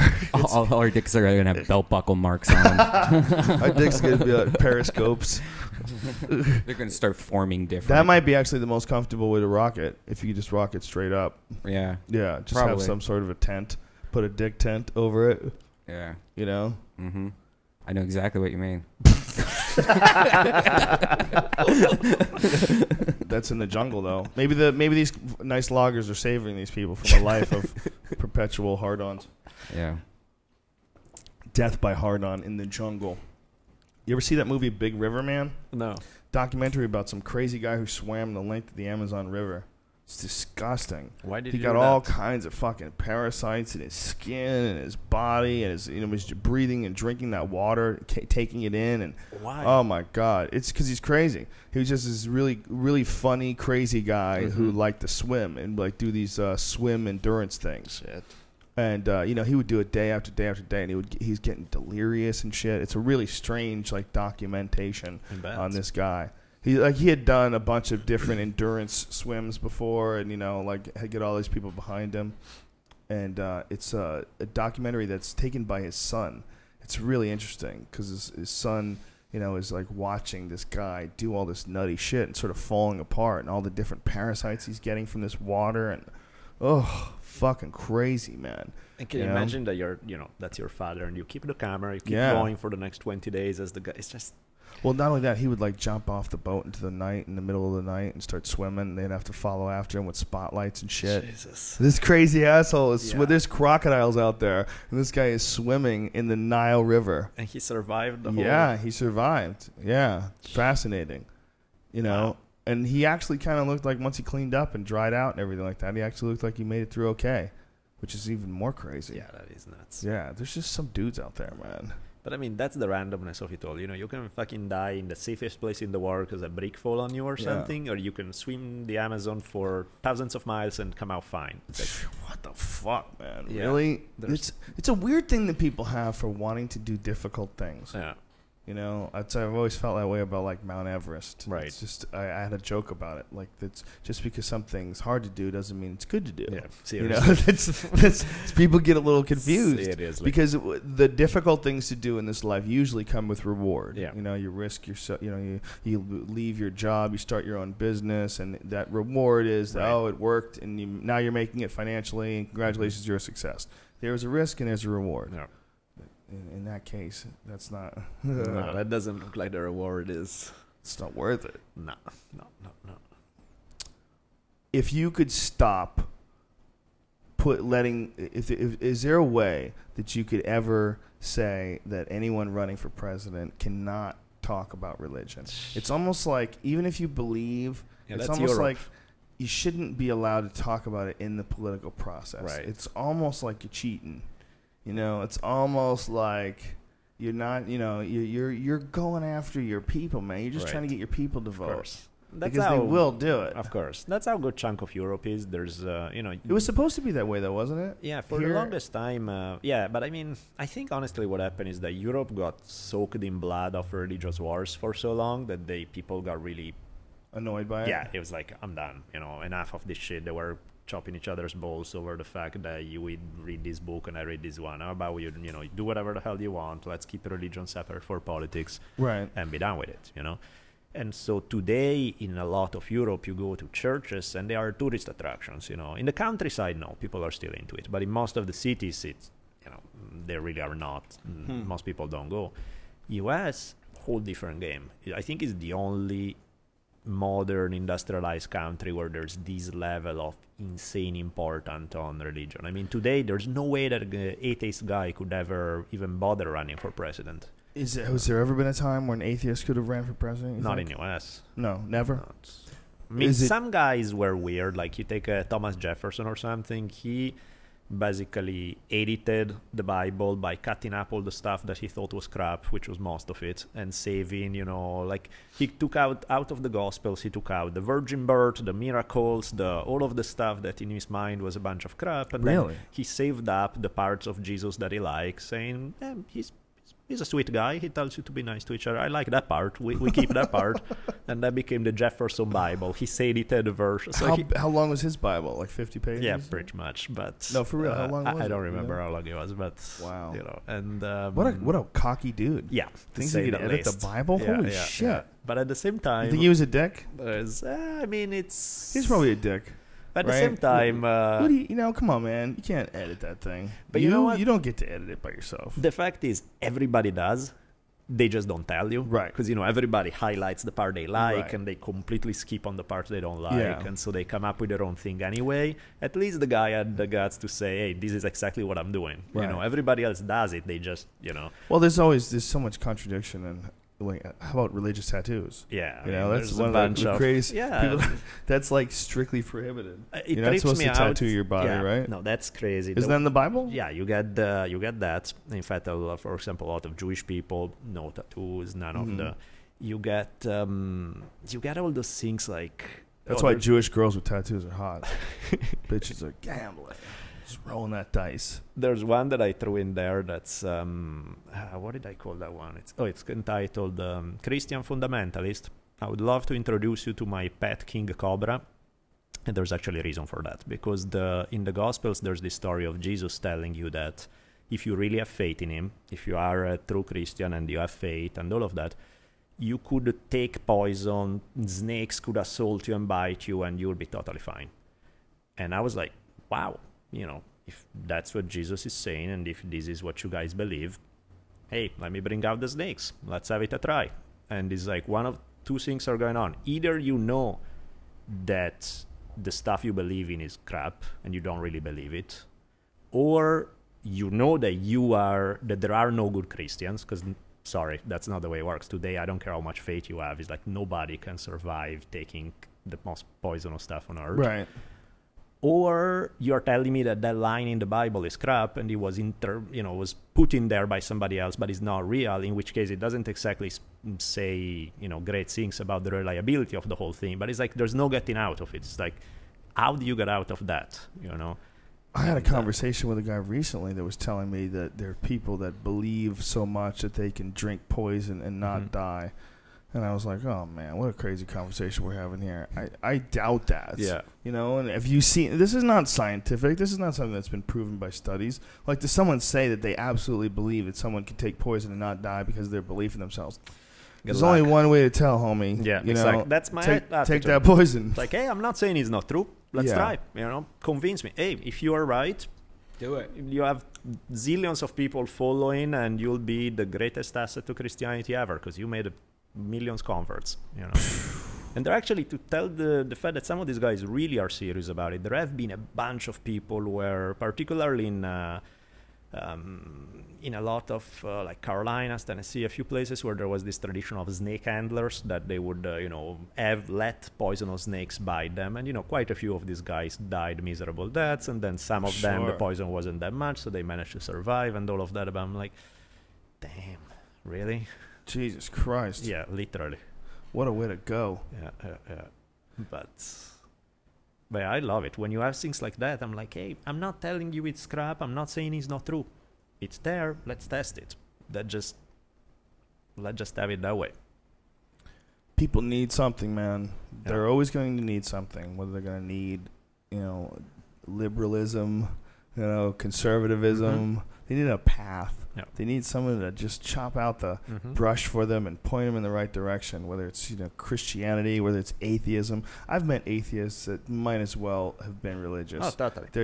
They're so anti-religion that it's a religion in and of itself. I had a chapter that was supposed to go in the book that was basically saying that atheists and hardcore fundamentalists are twins separated at birth, because they are both based on certainty on how the universe works and all of that. But then my publisher decided that you already are offending people of 7 million different religions. We want to sell some books. How about we skip the atheist chapter? When they both have in common, they would all shit their pants if they saw an alien.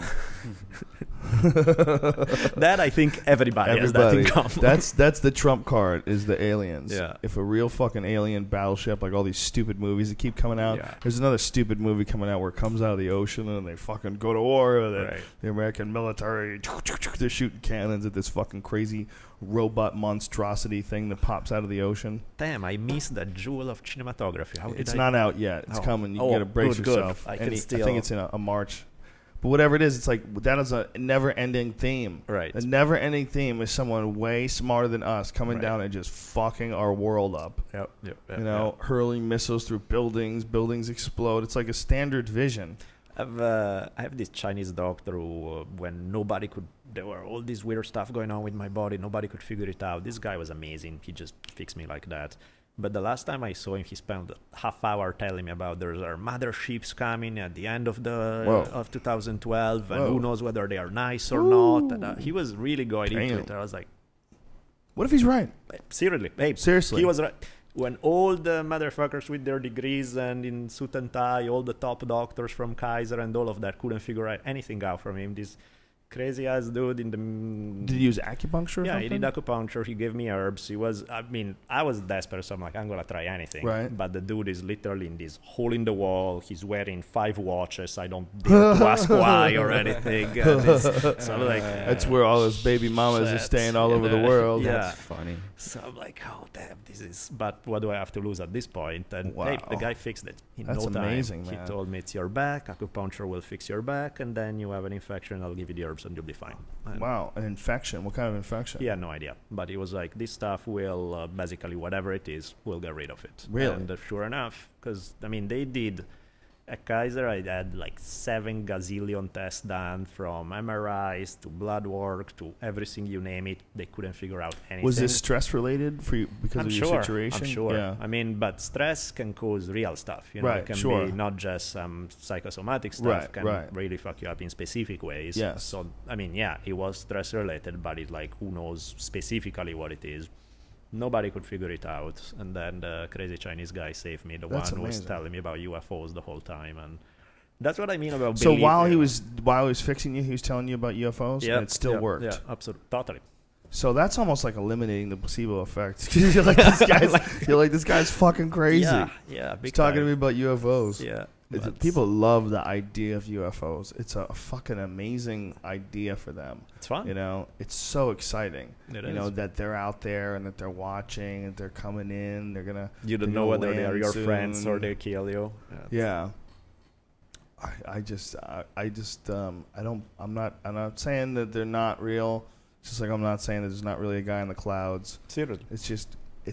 I'm not seeing anything. How I'm do not we seeing know? anything compelling. No. It's possible. Sure. I leave it open that it would come, but I'm not seeing anything compelling. You know, Not even the birth of a child, Joe. that's not what we're talking about. We're talking about UFOs. You fuckhead. You just tuned out and tuned back in. Still relevant. You took my words completely out of context. How dare you? But if aliens did land, that would be the end of everything. If there was something way smarter than us, we would just have to give up. Yeah. Right? We would have to. We would be so stunned. That's when cults would just rise up. That would be a dark moment. Right. If a real alien culture did come here for another planet, people would really get frantic. That's when people would really like stock up on food and 50 caliber guns and. Yeah, but what that's gonna do if you're dealing with something that's so much more powerful, so much smarter, so much like. You think it's possible for a society to get smart enough to be able to travel through space and go and fuck with other people on another planet? Look at the stuff we do today. If somebody asked you if it was possible 50 years ago, it looks like magic, half of the stuff that's right, going but on we're today. always like one fuck up away from blowing each other sky high. Yeah. That one doesn't rule the other. It doesn't rule out the other. The fact that you can be incredibly smart and come up with all this awesome stuff doesn't mean you are wise enough to know how to deal with it and not fuck everything up, which is humanity right there. That is humanity in a nutshell. Yeah.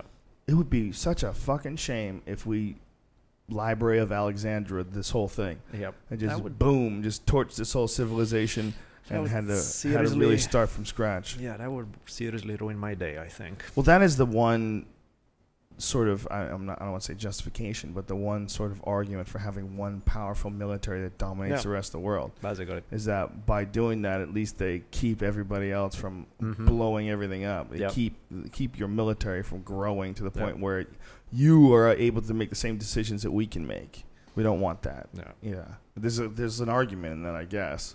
If you look at the statistics, like what people are like, what the potential for people to behave is like, Yeah, I'm not a big fan of the U.S. government, but when I compare it to there are a bunch of places and governments that I would like better, and there are many others that I'm like, Jesus Christ, give me George Bush again. You know, Yeah. it's like, it's just give me the worst crap in U.S. ever, and I like it better than the Taliban. You know? Yeah, no kidding, right? Isn't it funny? Yeah. But it's amazing the spectrum of different sort of regimes that exist at the same time. Yep. Like what's going on right now in Syria. And while, the Americans are complaining about the National Defense Authorization Act, which takes away a lot of civil liberties, Right. still nothing compared to what the fuck is going on in the Middle East. Yeah. And, Absolutely. the riots of Arab Spring and what's going on right now in Egypt and the power void in Iraq. Yep. And there's parts of the world right now that are fucked up. A lot.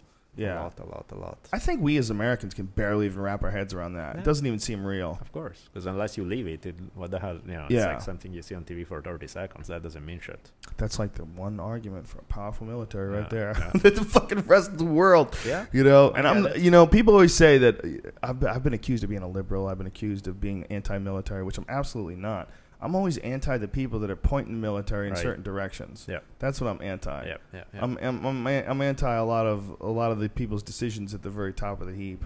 But as far as like having a military, yeah, you better. You fucking better. Seriously. Because the rest of the world does. Yeah. Yeah, it's good to have a military. It's very good to keep an eye on all these crazy assholes all over the world too. Yeah.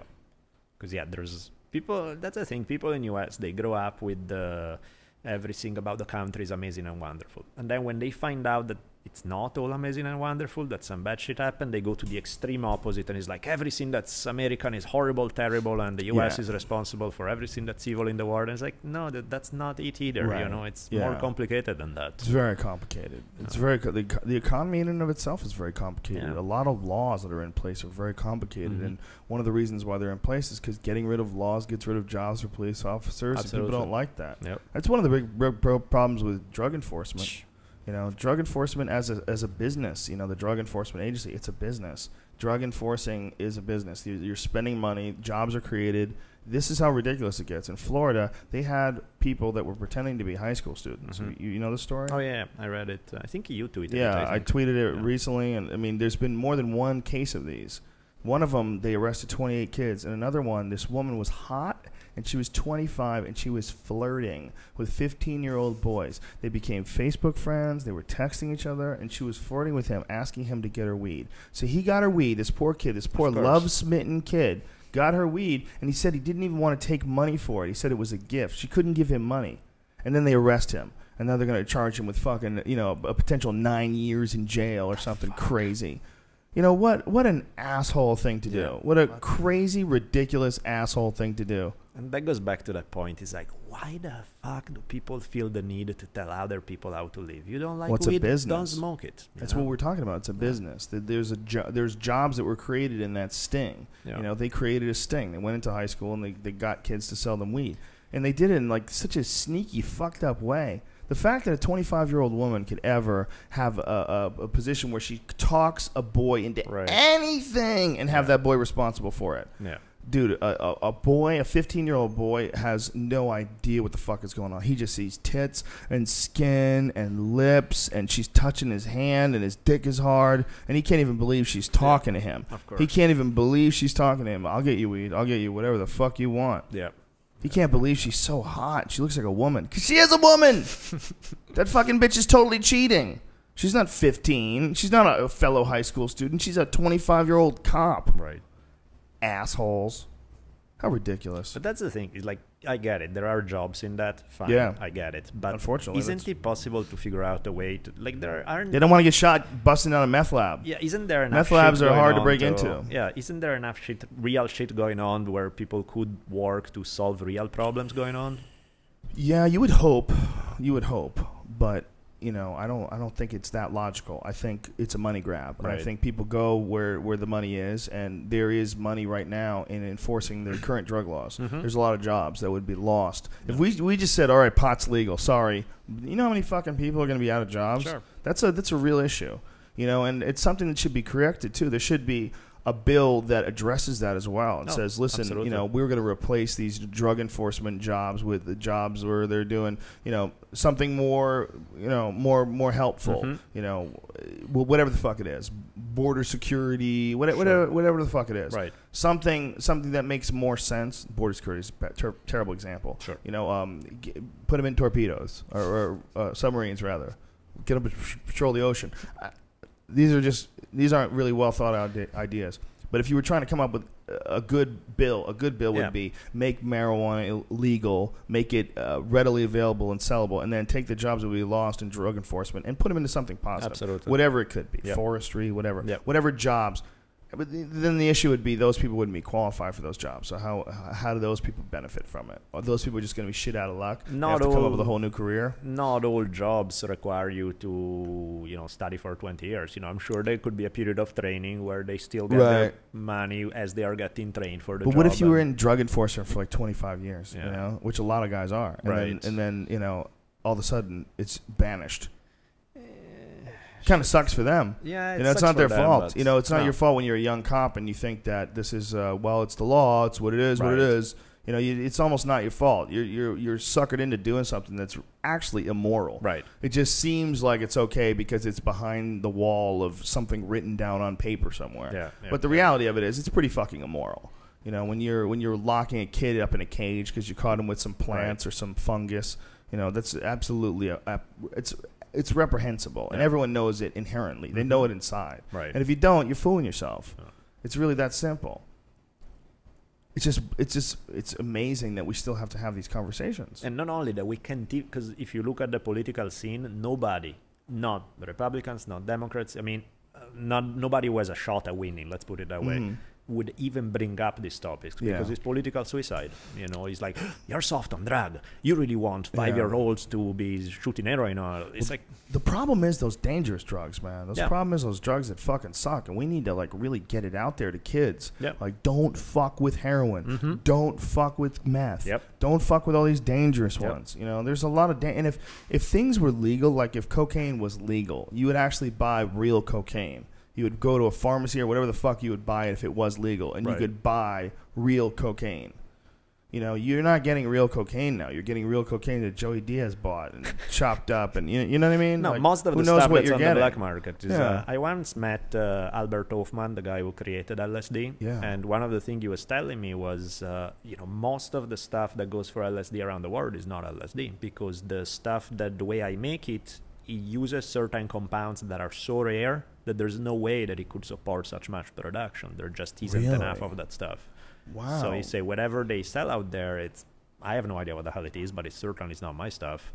And he argued, and who knows, maybe it's true, maybe it's not, but he argued that his stuff would give you kind of all the benefits of LSD without all the crap from street LSD. And so street LSD, though, is still giving you the same benefits as the stuff that he produces? His just wasn't as taxing in the body? Is that what it is? Yeah. Yeah, they made that shit illegal, too. Yeah. Too much. He was actually, you see this guy is like a Swiss chemist, so very serious, old dude, now he's been dead for a while, but and he was originally looking for a cure for headache. Like, he was working on a headache pill, and he came up with LSD. That was pretty funny, right? Didn't he come up with it and not even realize it? He took it, accidentally got it in his skin, and it was riding home on his bike and just tripping his fucking balls off, not knowing what he did. They had no idea what the dosage was back then, because LSD, like the dosage to body ratio has been compared to an ant demolishing the Empire State Building in 30 seconds. Like, literally, like that's how powerful like a little tiny drop of this shit is. He didn't know that, man. He probably just was drinking glasses of it. Let's he was try. doing acid shots. He's probably doing shots of acid. Oh my god. But I have to tell you, I met the guy in his 80s, and he seemed perfectly coherent and totally logical still, and all of that. So who knows? Maybe he was right. There's a different look that those old guys that have done acid have in their eyes. Right. It is a different look. Right. There's a weird thing that you get sometimes when you're talking to one of those old acid dudes. Where you're like, you might have seen some shit that's not available anymore. Right.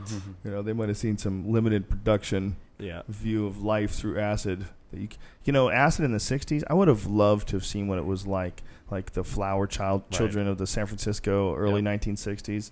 You know, I watched that Hunter S. Thompson documentary, Gonzo, the Life and Times of Dr. And it's a fucking fun documentary, but one of the things it talks about was the utopia of the acid culture of the early 1960s in San Francisco. And they show all these people running around holding hands together, tripping their fucking balls off. And it's really interesting, man. Like, that was that whole fucking part of the world. It wasn't illegal yet, and that whole part of the world was just blossoming with all these new ideas and new music, and this new like sort of wild psychedelic culture was all like emanating out of this one place, and they fucking threw the water on it and squashed that shit. Yeah, it's amazing. Even if you just listen to the music alone and you listen to what was in the 1950s and then you switch to the 60s, it's like, what the hell just happened? It's like it's a whole other universe right there. They came up with some fucking incredible shit. Hendrix. And it all happened. I mean, a lot of it all happened in that area of San Francisco. Yep. You know, it's there are moments in time, man, where if time travel isn't possible, but time recreation is, if they ever figure out a way to recreate, like we could just go in and peek. That would be fun. Like, remember those things that you had when you were a kid, the view sliders, and it was like dinosaur, and you would click, and it would like be the next dinosaur. If there was something you could put on some goggles and just take a view as to what life was like in a certain area, 5 million years ago. Be like a security camera on the wall 100 million years ago in the jungle and watch dinosaurs run down jacking things. That would be pretty damn fun. Yeah. I wonder if that would be eventually possible. I wonder if you maybe you can't have travel back in time, but you can have a view. Or even if they just had some amazing computer simulation of what had happened. Yeah, I signed up for that. I think I'm good with. Yeah, what the fuck? We're lucky. We're very lucky we're living in 2012. We would have been dead at any other time in history. We're too weak. We wouldn't be able to deal with the caveman era or the Babylonian Empire or the Sumerian days. When was Conan supposed to take place? Conan is, it's funny because he actually uses a lot of history, but then he argues that, he makes up a lot of crap, of course. But so he uses a lot of real history? Yeah. Robert E. Howard did? Like, what did he use? A lot, if you look at his maps, they are based on, many of the cultures in his sort of fantasy world are based then on cultures that eventually evolve in real historical times that we know of, but it's supposed to predate all the stuff we know. So he argues that there was Atlantis and this super powerful civilization, and that collapsed, and the world went into this hardcore barbarism, and then civilizations were rising up again, and that's when Conan sets in, and then the history we know of that comes down the road. So why is that so appealing for men? I mean, the guy goes around chopping people's head off, grabbing all the most beautiful women in the land. I mean, do I need to go on? He drinks all the time. Yeah, but that era, like that not that era rather, but that genre, the sorcery and the snakes and the monsters he's always fighting, and Conan had the coolest fucking stories. Like, what is it? I mean, it literally essentially taps into the young male fantasy, especially as you become older. You're supposed to, my 40s, I'm supposed to drop that. I'm not supposed to be like into like the next Conan movie. Like, someone get it right. Like, that's ridiculous. It's preposterous. I'm a father and a grown man, and I'm into Conan the Barbarian. Who cares? Conan is I know, but it becomes. I mean, it taps into like a real adolescent, childhood sort of fantasy genre thing in our heads. I mean, who doesn't want it, right? It's like, what was in the movie? What's best in life, Conan? Yeah. And, to crush your enemies, have them driven before you. They hear the lamentations of the women. Yeah. Is that what it is? The lamentations? I used to say laminations. That was wrong. Yeah. It's funny. I actually grew up. I watched Conan a million times in Italian. Yeah. And so I never really heard it in English. And when I heard Arnold speaking it, I was like, oh, Jesus, this is a whole completely different movie watching it, listening What was the original voice like? Like, hey, come here. No, he was just this manly, tough guy, but nothing particular striking sort about of. it. Yeah, very normal. Nobody ever gets it right when they do like a voiceover. They hardly ever get it right. Yeah. But that time, maybe because I listened to that one first, I was like, oh God, the English version sucks. painful. You know? Really? Yeah. So the English version with Arnold wasn't as good? How dare you? Because it makes you laugh. You know? Is it his voice? Yeah, it's especially when you don't expect it. Because I was used to seeing Conan speaking like a regular human being, and I'm saying it, by the way, with the thick accent I have. Yeah, so exactly. you're ranking on his accent. Listen to you, man. My accent is great. Arnold. Well, your accent has a certain amount of classical flair to it. The Italian accent's Welcome got to the Olive Garden. a roll to the tongue. Say right? that. Say it. Welcome to the Olive Garden. Welcome to the Olive Garden. Yeah, see, that's awesome. He's gonna use that for a video now. That's my new ringtone. Fucking weirdo. He's got a love affair with the Olive Garden. Yeah. It's his religion. He didn't go with Judaism. Somebody tweeted me yesterday that I was supposed to tell him that I saw him at the Olive Garden, I guess. What the fuck? What a weird, stupid running joke. It's so stupid. It will go on forever, too. He will not let it go. It's But the strangest thing you've ever seen. You know, speaking of people tweeting and stuff, I wanted to mention your fans are fucking awesome. I've never been around people who are like, after the first podcast, I got 1 million different people on Facebook. Now I started Twitter and stuff. And you know, every single person I've run into has been really smart, really nice, super polite, but you check out their pages and they all have like really interesting people, weird but funny and that's smart. Great, man. And so I was like, man, I'm happy that there are people like that out there, you know? I think if you put out that sort of a show, you know, you put out that kind of a vibe and have people like you come on the show, and you know, other people that I've had that people have really reacted to, like Graham Hancock, and I got this Sam Harris cat that's coming on soon, and you know, having like really intelligent, interesting people on the show, and putting out the, you know, your personal philosophy on things. You know, so people just fucking be nice to people. Stop being cunty to each other. Everybody can be cool. Everybody should be generous. Like, surround yourself with a bunch of people that you really like, and don't tolerate any bullshit and negativity from people. Right. Remove that shit from your life. Remove that shit from what you're doing for a living. Push yourself in the direction that you actually want to go in. And you know, when you put that out there, people respond to it, and it starts to become a part of their vibration. It starts to become a part of who they are as a person.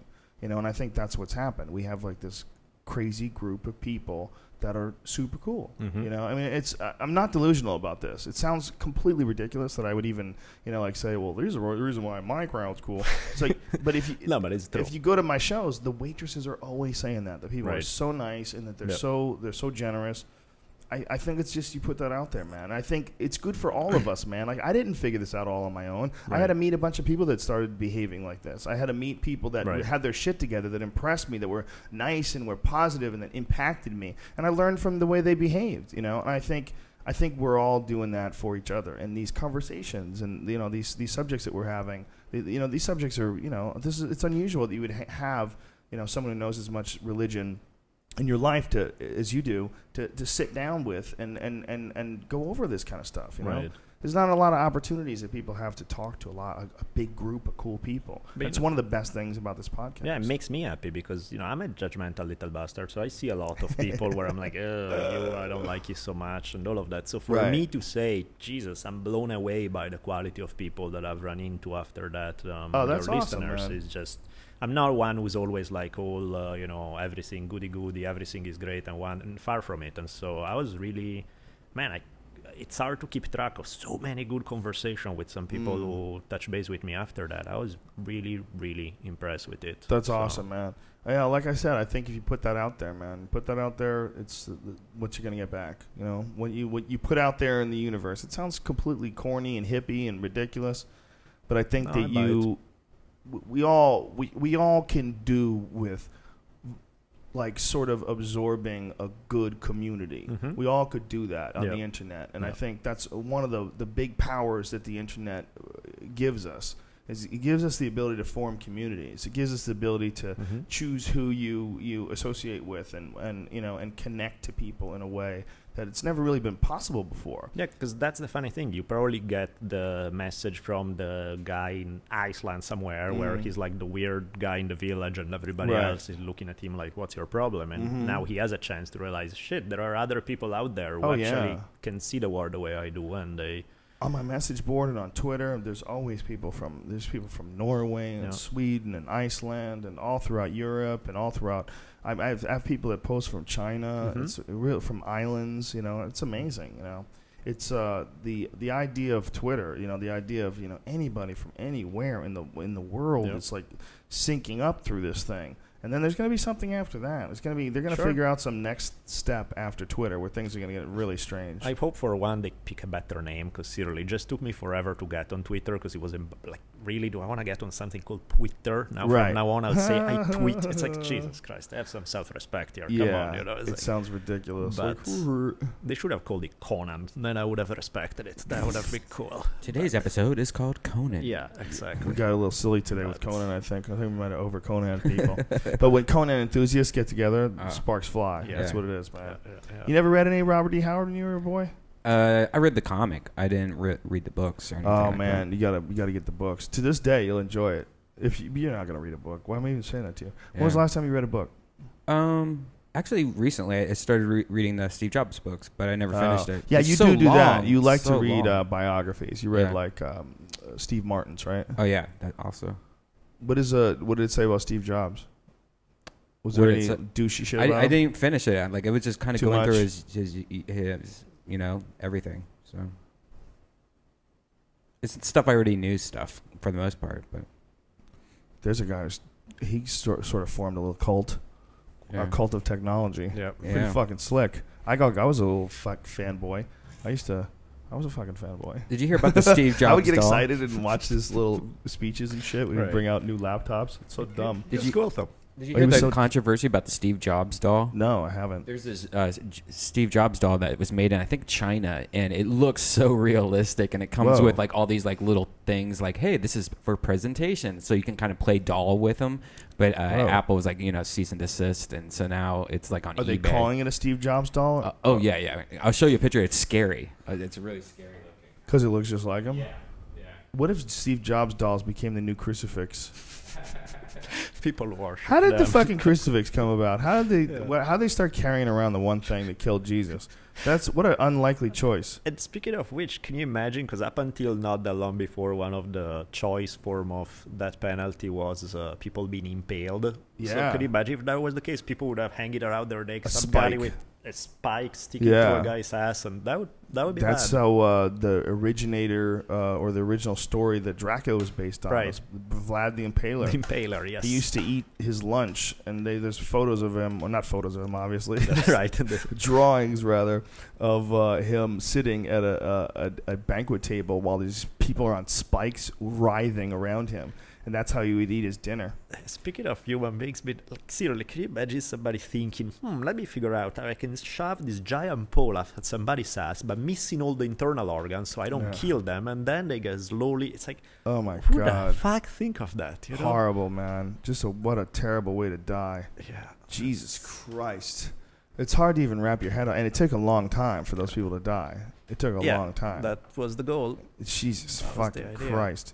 Yeah, and apparently the Vlad the Impaler story was a guy, he was particularly ruthless, and one of the things, because he was outnumbered, so he set up a lot of these bodies outside the perimeter of his town just to scare the fuck out of anybody who would come near. Yeah. And it was more like he was like back up against the wall and had to take some crazy chances. Right. And I mean, he became Dracula, so and then he started getting into it. Yeah. You imagine that, man? They make a fucking monster movie about you hundreds of years after you're dead. Yeah, that's what an impact you had. Yeah, that's when you know you're a badass. What a crazy asshole. Yeah, seriously. But can you imagine if that was instead the punishment in Jesus' times? Now Christians today, rather than just, crossing themselves and stuff, you just mimic. You mimic the pole up the ass. Yeah. That would be the thing you would do instead of the cross. Oh my God. People enter church. Oh, could you imagine? Oh, that would be so ridiculous. I mean, it's just as ridiculous as nailing yourself to the fucking cross. I mean, what are you doing? You're making the points of the cross? The cross, I mean, it's such a bizarre symbol. Lenny Bruce said it best. He's like, in 100 years from now, it's like people walking around with electric chairs around their neck. Right. And I fucked up the joke. I forget how he said it. I forget his exact wording. And then Bill Hicks said another one. It's like it's really variation on the joke. He said it was like Jackie Onassis walking up to her with a rifle pendant on, thinking about John. Really kind of the same joke, but it really is true. Yeah, they killed him on that thing, and people carried around. How'd that tradition get started? Fuck.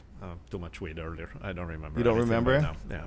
You don't remember how that tradition got started? How they started nailing people to the cross? Oh no, nailing people to the cross. Yeah. How high did you get? You got pretty high before the show, didn't you? Oh yeah. You got a little too high. I go in right? and out. It's The weeds. That's rocket fuel, son. That's high grade. It's not. It's problematic. It's a wave. Sometimes it crushes you under it, and then you got to get back up on your surfboard. But I'm totally happy anyway, so it doesn't really matter. Some moments I'm on and that makes sense. And some moments I'm like trailing somewhere in happy feeling. So. As long as you're happy. Man. Yeah, I'm happy. That's what counts. But so how did they? Why did people start carrying around a cross? Yeah, I mean, it was one of those punishments like impaling people. Like the idea was, how can we make you suffer the worst possible in a very public way where people go by and they will see you slowly dying there for 3 days?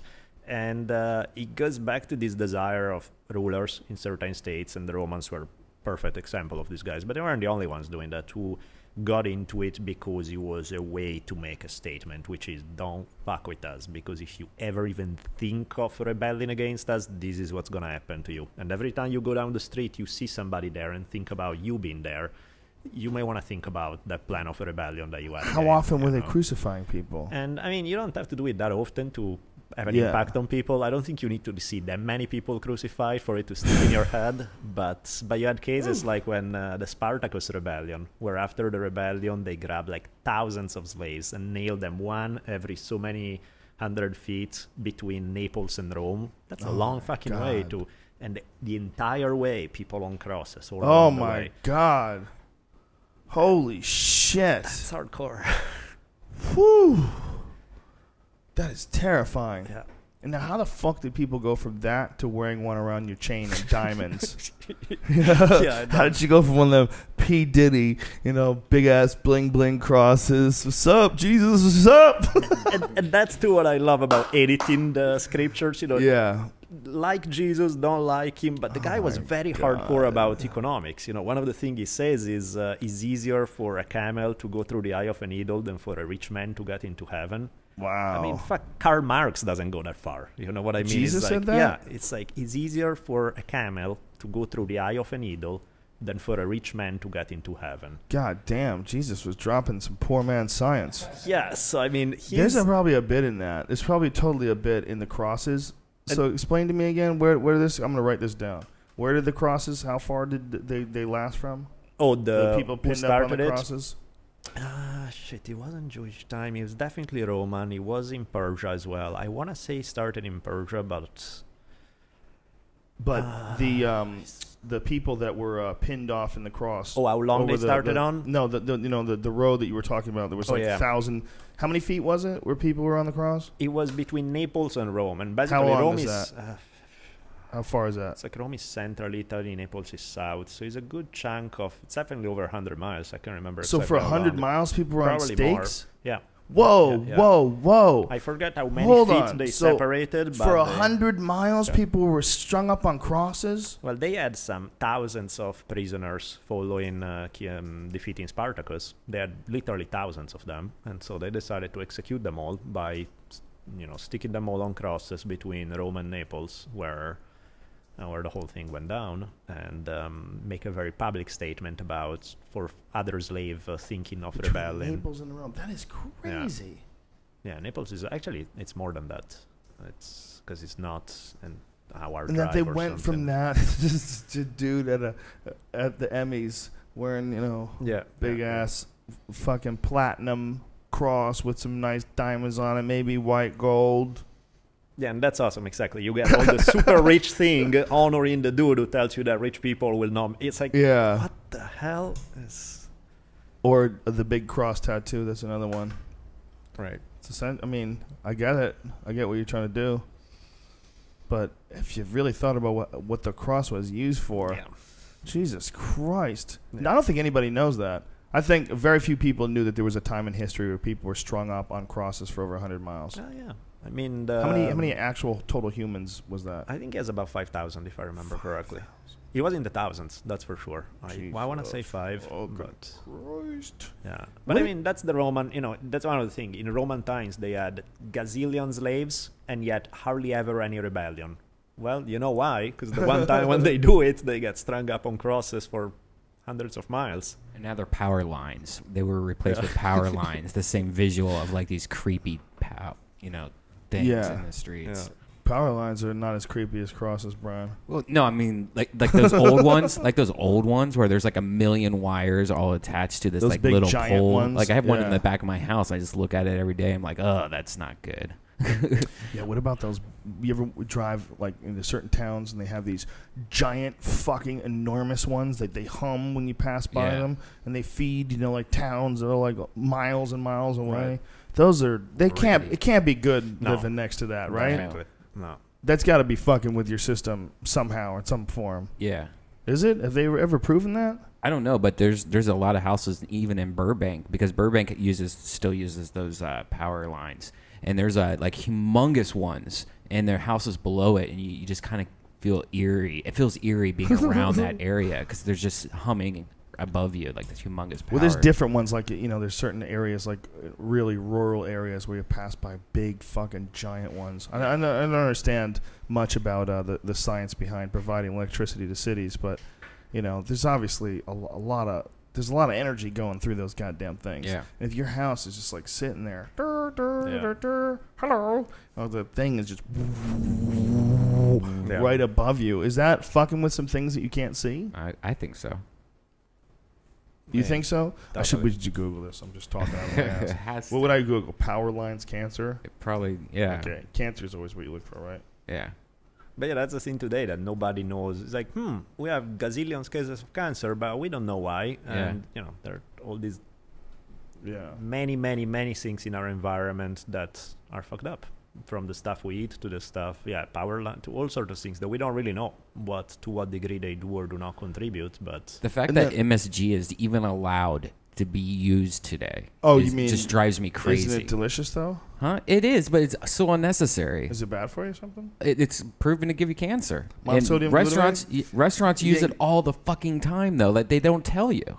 Really? Yeah, All the that's time? kind of like, hey, thanks. You might want to say, hey, there's something in here that might cause cancer. This guy's telling me this while he smokes cigarettes. Because the Chinese food ain't going to kill you, bro. Unless you're eating Chinese food all day, every day. That monosodium glutamate. Who do you know that we had a funeral for your friend because monosodium MSG? glutamate got him?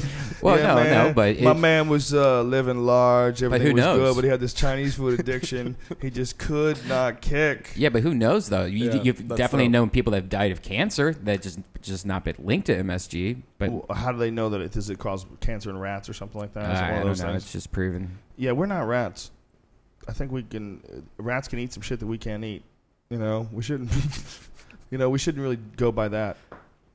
Yeah, I don't But know. yeah, I'm sure MSG is terrible for you. I think it's like it's just a flavor enhancer, right? Isn't it like Accent or something like that? There's a couple different like brand names of it. I don't know. Because I worked in a restaurant when I was a kid.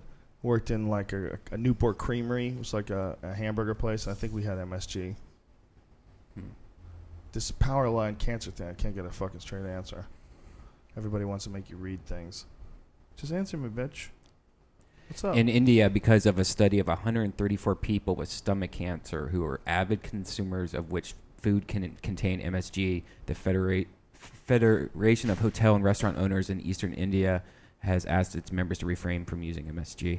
There's like a website called mstruth.org/cancer.htm, and it's just all these reports of like where MSG is like, no, it's seriously not. Why are we serving this? Why are Right. we allowed to do this? Are you concerned with it for real? Well, I don't think it's necessary. Here's the reason why. There's a really good Thai place that's in Hollywood. They I don't want to say the place, but Palms, all right? But they use MSG, and then I had it once with MSG, and then the next time I returned there, I'm just like looking at the menu, going, Jesus Christ, they put MSG in their food, and they have it right here on the menu. That they just like, hey, by the way, we use MSG. So I go, can I have no MSG? And they're like, oh yeah, sure, no problem. And so I got the same shit I got last time. It tasted exactly the same. It was delicious. It was amazing. It wasn't like oh wow, there's definitely a night and day Maybe difference. it's the government, man. Maybe they're trying to kill people by giving them MSG. MSG or allowing it. That's just weird. That's not a big. I'm gonna Google, is MSG good for you? What if it turns out it's good for you? Or maybe they told you that, sure, no problem, no MSG on this one. Yeah, get the white guy, the regular. Get them the same shit. You didn't die. Yeah. Yeah. They're not gonna take a chance by giving you a superior product by cutting it out. Yeah. I don't Tastes know. good. Shut up. Eat it. I don't know, man. Is it really that bad for you? Yeah. MSG is good for you. Okay, I'm reading something that says MSG is good for you. An article on Forbes magazine argues that MSG, monosodium glutamate, may actually be good for the world. What? Okay, hold on.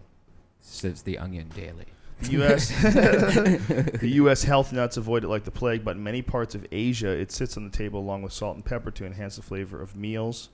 Leading expert in MSG, senior scientist, the company name, blah, blah, blah, insists that the definitive link between MSG and headaches has yet to be proven. Furthermore, his own research has shown that the hospital patients who have lost their appetite more likely eat their meals when sprinkled with MSG. This, he postulates, could help elderly and sick people improve their appetites, get nutrition they need, and live longer. Or smoke weed. Yeah, smoking weed would do better than MSG. Yeah, but maybe smoking weed and MSG together is the motherfucker. Put some moth poop on that shit. Well, I remember it being a big deal. I remember people were, always saying avoid MSG. Like, it became a big deal, like out of nowhere, right? But it was something that people used. It was like radon, kind of, I think. Like, even one day they were like, oh, shit. There was this like news report saying that MSG is bad for you, and then it kind of blew up like radon did. How did people get like wacky rules as to like what you can and can't eat in like biblical days? Like like the cloven hoof thing with pork. What is that? Yeah, I mean, a lot Judaism. of this stuff, it makes sense. It's probably there are certain animals that are freaking dirty that are more likely to carry diseases. People will still eat them, and these freaking diseases still get spread around. So let's just say that God said you shouldn't eat it, and we're done with it. Like trichinosis and shit like that. Yeah. So I mean, I'm sure it boiled down to real factual things that people said, you know what, we need to make a hardcore rule because otherwise people don't respect it. So let's make it that God said so, and let's have everybody stick to it. And then, of course, they stop making sense when hundreds of years later or thousands of years later, the conditions are different. So they no longer, the animals could be in cleaner conditions or whatever, but then the rule sticks around. Some of them are really nuts, like at a certain point in time, it isn't based on health anymore. It's just based on this strange tradition. Yeah, there's that too. Yeah. And that you're guilty if you eat like the pig and the swine. Like that's the big thing about Muslims. I don't eat swine. Right. They'll tell you that like. I remember that was like a cool thing for rappers to say, like back in the 90s. They don't eat swine. What? You don't eat swine. Why not? It's delicious, you asshole. What are you, crazy? You don't eat bacon? Well, you're hard because you don't eat bacon. Right. What? It's just the idea that your religion will keep you from bacon. That's all you need to know. They're not looking out for you. Do they keep you from barbecue pork as well? We'll get the fuck out of here. Your religion keeps you from spare ribs? They're assholes. They must be assholes. If you go to Dr. Hoggly Woggly's in Van Nuys and have the spare ribs and tell me that that's not heavenly, that's not a gift of God. Right. There's a reason God made those ribs taste so goddamn good, right? I'm down with your religion. How did you put it? It's like if a religion doesn't let you. How did you say about bacon? It was awesome. Yeah, if your religion doesn't let you eat bacon, they're not looking out for you. I like they're that. Not. They're assholes. I like that. I think that we need to make a new religion. Are you willing to put this together when you do your new book? That's what you're gonna do. You're gonna construct a new religion. The working title is "Create Your Own Religion." So you're gonna pick out all the best stuff. Yep, that's the idea. Does it have to have any basis in any previous stories, or how can it be substantiated? Is there any, like you could use Scientology? Is what I mean. No, I mean it's not based on faith, so it's based on what makes sense to you, what seems to work, and then try it, and if it doesn't work, change it. But when you're including religions, are you allowed to include ones that we know somebody made up?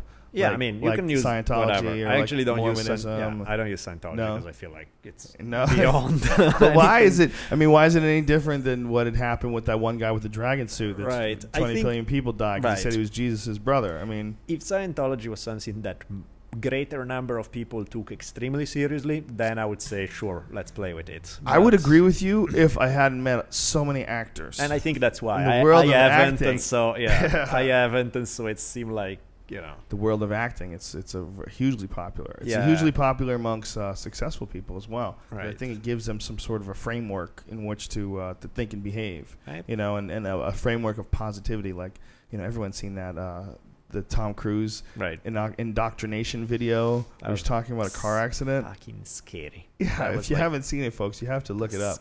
If they haven't pulled it from the web, I hope they haven't pulled it. Do you think they pulled that? And they are the only one who can. Yeah, because you're a Scientologist. Yeah. And he's so fake charismatic, and it's like, God, he's so good at it. He would be an awesome cult leader. Oh, totally. He might have to do it too. He might have to step in. They have to also step him up because he's too, he's not high enough in the organization. No, I mean literally in height. Oh, tall, he's a make him little tall. dude, and they have to pump him up a little to make. You him think look so, cooler. man? I think he's so charismatic. He can get away with it. Just make sure you keep him on a podium. No Yeah. one's even gonna know. But then again, everybody has always seen him on camera. You can always make him look taller. If you see this dude who's like, I don't remember. Maybe he's not that short, but I thought from what I heard that he's like. He's probably ridiculously like Hobbit size. He's probably or something. not nearly as short as everybody says. Probably because they probably want to make him seem like more of a loser because he upsets them. Probably. With how good he's doing. Probably. I mean, come on. When there's a guy like Tom Cruise that's been in how many goddamn blockbuster movies? Yeah. Over and over and over again. Massive success over and over and over again. You're going to look for flaws. Yeah. He's gay. He's fucking short. He's gay. That's all you ever hear. He's gay. He's short. Yeah, I'm sure there's an envy level of like, fuck yeah. Fuck you. I want your life, so you must suck for some other reason. Yeah. I wonder how much of an effect Scientology has on his success. Yeah. I wonder how much of, how much of what he pulled off he wouldn't have pulled off if he wasn't deep in the throes of some. I think you're on your way to converting me. It's sounding cooler and cooler by the second now. Maybe, man. Maybe it's the way to do it. Maybe we need to all join like a reasonable cult, like Right. a cult that really has its shit together. I bring up this over and over again, and people think I'm fucking serious. I want to be clear right now. No, I'm not starting a cult for real. I'm just fucking around. All right, we're just bouncing ideas. No, I'm not really going to set up a compound where people can show up. Because if you did, man, this is the time of the world where if you did do that, you said, listen, we have 6,000 acres. It's in Wyoming. Anybody can sign up. We do a background check on you. If you're in, build a house. Come on in. And we start a town. Could you imagine? Yeah. Yeah, they would shut that down, though, wouldn't you think? My guess is... If we did that, would you be willing to go and be our religious advisor? Yeah, I've always wanted to be the... Keep everybody... Hell. On the same page. Do I get to crucify them if they don't? No, obey? you can't do that. You can't do that. We're going to try to avoid that. What we're trying to do is just get a bunch of people together that we don't really know that much and just soothe them out of their current dogma. Okay, I like that. That's all. We just so you'd be the guy that they can't argue with you. Yeah, let's have you're having Sam Harris come up. Let's have a final match in the cage between myself and Sam Harris and see who gets to get the top spot. And then Sam Harris? No, the guy. Didn't you say Sam Harris? Oh, Sam Harris. Sorry, yeah. however the fuck his name is pronounced. Sam Harris. A cage. Sam Harris from Metro. Sam Harris he's going to start his own cult. He'll break off in his own direction. His cult will be smarter than our cult. I just read that he started training jiu-jitsu. Yeah, he did. Yeah. He's I better get him. Oh, for a while. That sucks. Well, not that long. Okay, I mean, good. Just, in that case, taking private lessons. He's gonna come on. I think it's March 8th. He's gonna be on. And we're gonna talk about it. I should take him on while he's still learning. Yeah. Before he gets too good. What level is your game? Are you a purple belt level? What level's your game? You know, my game is weird because I rolled for the longest time not in formal classes. So my way is weird because I'm lacking some pieces of the game that you should learn when you're a fucking white belt. But then I have defense? other... Yes. I don't put my weight. I don't put enough pressure on top. I don't do some of the stuff that you're supposed to do that you learn as basics. But then at the same time, I have like weird-ass movements that I can tap people who are insanely better than me.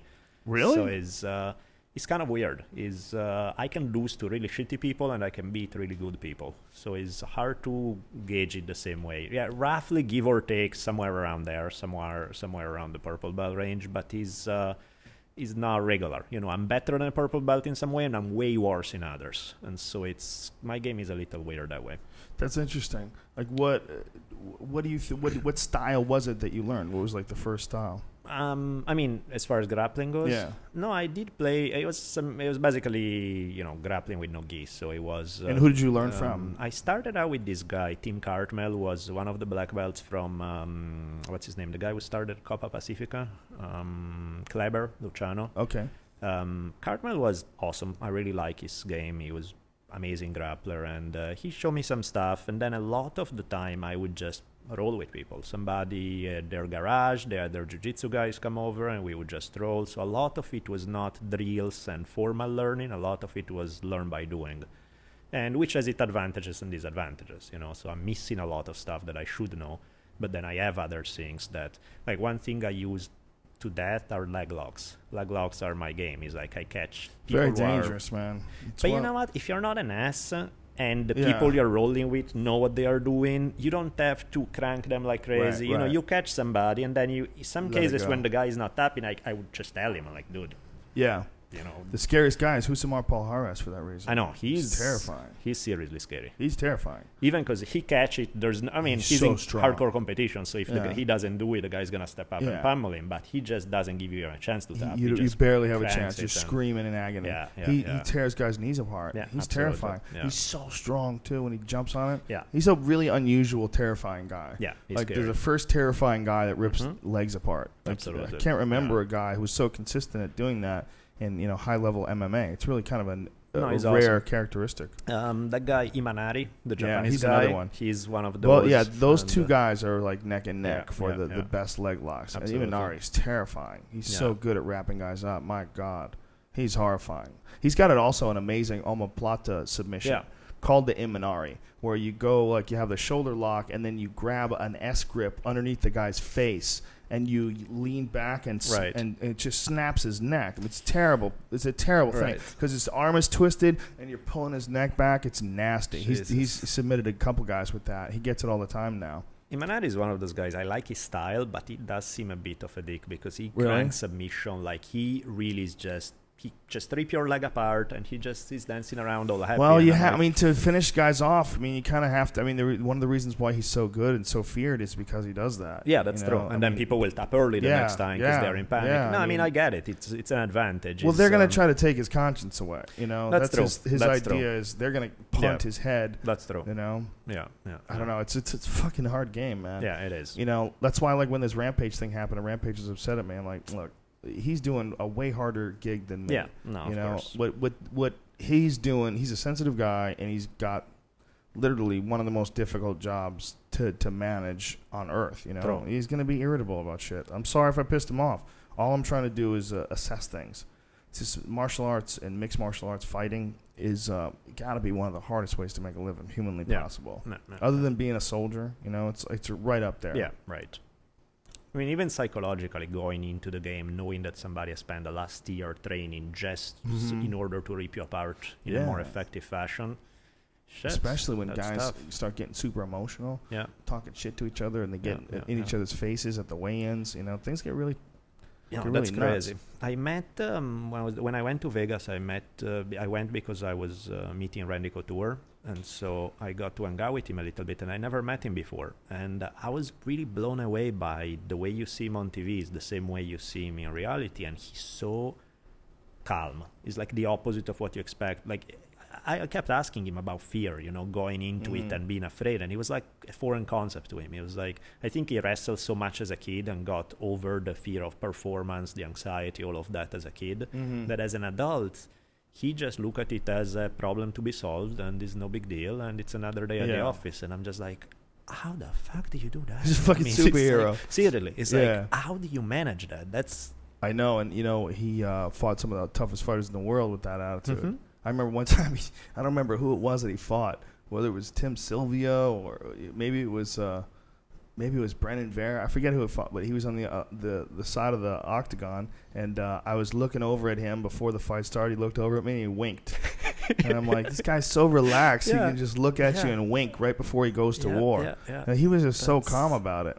That's one of the reasons why he was able to keep fighting, into later ages. He was so calm in there, preserved his energy, so efficient, experienced, and that Greco-Roman man, the ability to control guys. Apparently, everybody says that Randy Couture was one of the nastiest guys. Like when he would grab a hold of the back of your neck, the control was so nasty. You there's dudes that have like different levels of control, and you really haven't felt it yet. And so you sort of have like a lot of times if you train with people that only have a certain level of skill, and then all of a sudden you train with someone who has a very high level of skill, it's baffling to you. You literally aren't even aware that someone could be so good. It's staggering to you, and that was. Apparently, a lot of people's assessments of Randy's clinch that he would get a hold of you. That's why he was so good at like dirty boxing guys. Like when he fought Vitor Belfort. That's amazing. Yeah, the first Vitor Belfort fight especially. They fought 3 times, but the first one especially when he beat Vitor, when Vitor was not just undefeated. He was this fucking phenom. He was tearing guys apart in the first round, and Randy stopped him. And Randy, a lot of it was like that dirty boxing, man. He was so good at it, just controlling the back of your head and pummeling you with shots and enforcing you in the cage and taking the right angles. And that was the birth of Randy Couture. That was his third fight in UFC. Yeah. It's like, how the hell do you go from zero to fighting Vitor Belfort and He's killing fucking him animal. like that? He's an animal. And a great guy. Yeah. Nice guy to be around, you know? Really nice guy to be around. Seriously, I was really very impressed chatting with him. I was like, man, this guy is as good as they say and better. He's like, he's really a cool guy. I'm excited because they asked me to write a book on his career. And I'm like, cool. Who asked you to do this? One of the guys that is Joy Werner. He's one of the guys at one of the trainers at Extreme Couture, and so he said, let's work on it together. You know, he wanted to do it, and then he liked my writing, so he said, hop in and we'll write it and do this thing about Randy. Because he was saying, you know, most of the MMA books that are out there are autobiographies, which are cool, but then in an autobiography you can only go, you know, you can only hype it up so much because you sound like an ass if you're like, I'm this legendary fighter, you know, all of that. Right. Whereas doing it as a third person with a lot of the voices from his opponents, from kind of like a Facing Ali type of thing, where you got multiple perspectives that builds the. It's a different way of telling the story. That'd be a great documentary too, man. Totally, and that's the plan, in fact, to do it as a book and then to shoot the interviews. I was there for his very first fight against Tony Halma. Yep. I think it was 1997 or 98. It might have been 98. 97. It was 97? Thank you. And Tony Halma was this giant fucking pro wrestler, dude. Right. And Randy Couture ducked under that dude's big punch, got him, took him down, and strangled his ass. Yep. And I remember thinking, holy shit, look at that. Like, that was the difference in, like, one guy was like this big, strong sort of pro wrestler type character, but the other one had that stupid grappling strength that I remembered from some freaks in high school. When I wrestled in high school, you know, when we were in, you know, a certain district, and I went to the I think it was like the regionals, and I forget what it was called. But you know, the guys who'd won like certain tournaments would advance to other tournaments, and so I got to see like the state champion wrestlers, and I got to see like some of the really high level wrestlers. And I'll never forget, there's the way that really good wrestlers could manipulate guys, like just toss them and throw them around. I remember thinking, Jesus Christ, like there's like, just like anything else, there's guys out there that are taking it to a very extreme level. Unless you go and see it, you don't know that that's possible. Absolutely. So when I first saw Randy in the UFC and he took down that Tony Halma guy, that's immediately what it reminded me of. Immediately what it reminded me of was the first time that I'd ever seen real good amateur wrestlers and went, whoa, like this is some shit to deal with right here. Yeah.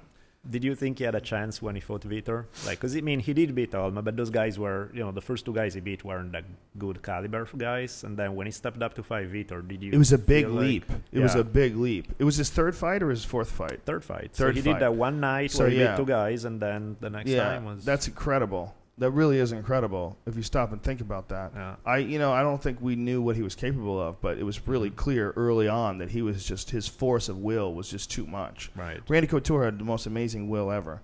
You know, you look back to the first Pedro Hizzo fight. Dude, Pedro Hizzo hit him with some of the most horrifying leg kicks that have ever been landed in an MMA fight. It took him 6 months to recoup his legs, to rehabilitate his legs after that fight. He showed me he still has a hole in his leg because the muscle died in that spot. The muscle died. Think about that. Pedro Hizzo kicks you so hard, the muscles die forever in certain spots on your fucking leg. So Randy Couture got through that and then rehabbed for 6 months, and then they talked him into a rematch. He didn't want to do the rematch. He's like, I don't want to fight this fucking guy again. So they give him a rematch, and he beats him down again. More convincing fashion. Christ. Yeah, well, I think he just knew there's no way I'm getting leg kicked this time.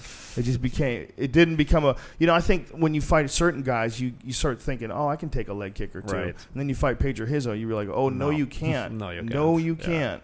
That guy, man, people don't even know. One of the reasons why I have such a fetish for leg kicks, like people are always saying, Rogan, you're so fucking hung up on leg kicks, you're queer for leg kicks. They hurt. It's because I've seen Pedro Hizzo fight live. And I've seen what's possible. I know what's possible when guys are good, man. I definitely call for them too many. but it's because they're awesome when they land. Yeah, you know? They are scary. Yeah. So if people want to buy your book, what's the best way to get a hold of it? Through disinfo.com? Either there or Amazon. Amazon? Yeah. And it is the 50 things, what does it say? 50 things you're not supposed to know religion. And Daniele Bolelli. Yep. And if someone wants to get a hold of you on Twitter, what is the Twitter address? Oh, shit. I want to say it's at D. Bolelli. If you see a picture of a dude flipping you off holding a baby, that's me. It's D. Bolelli. Okay, good. Bolelli. Thanks for coming on again, man. Always cool talking to you. We'll have to do it again. Yeah, I love it. Think of some other fucked up part of the history of religion or something to harp on. Oh, and let me give a shout to one of your fans. Who are there's this lady. She's going through a lot of hard shit, and so I feel maybe make her day to hear her name on the one and only Joe Rogan podcast. This lady, Angela Morado. So. You're a cool human being. You'll get through it. Look at you, man, spreading positive love and light through the podcast. What is her name again? Angela Morado. Angela Morado. All right, Angela. I hope you feel better. Thanks for tuning in. I hope you enjoyed this podcast. Hope everybody enjoyed it. Thanks to our sponsors. Go to joerogan.net and click on the link for the fleshlight. Enter in the code name Rogan. Get 15% off. #1 sex toy for men. Yay. I'll get you one, dude. I'm going to get you one. I know what I'm going to do tonight. Yeah, okay. And thank you to onnit.com, ONNIT, and go to joerogan.net. Click on the Alpha Brain link and enter in the code name Rogan, and you will get 10% off. Not just the first order now, for any future orders. All right? We love you guys. Thanks for tuning in, and we will see you tomorrow. Who's on tomorrow, Brian? I don't know. Hold on a second. It's homegirl, Amy Schumer. Oh. Amy Schumer. We've been trying to get her on for a while. She's the hilarious chick from the Charlie Sheen roast who fucking killed it, dude. Some of her lines, and she was going back and forth with Mike Tyson. I hope we can play some of it. I don't know if we can, but either way, she's hilarious. So she's on tomorrow. That's it. Thanks, everybody. Thanks for tuning in. Thanks to all you fine folks out there in cyberspace, and we'll see you in about 24 hours. Bye-bye. Daniele Bolelli.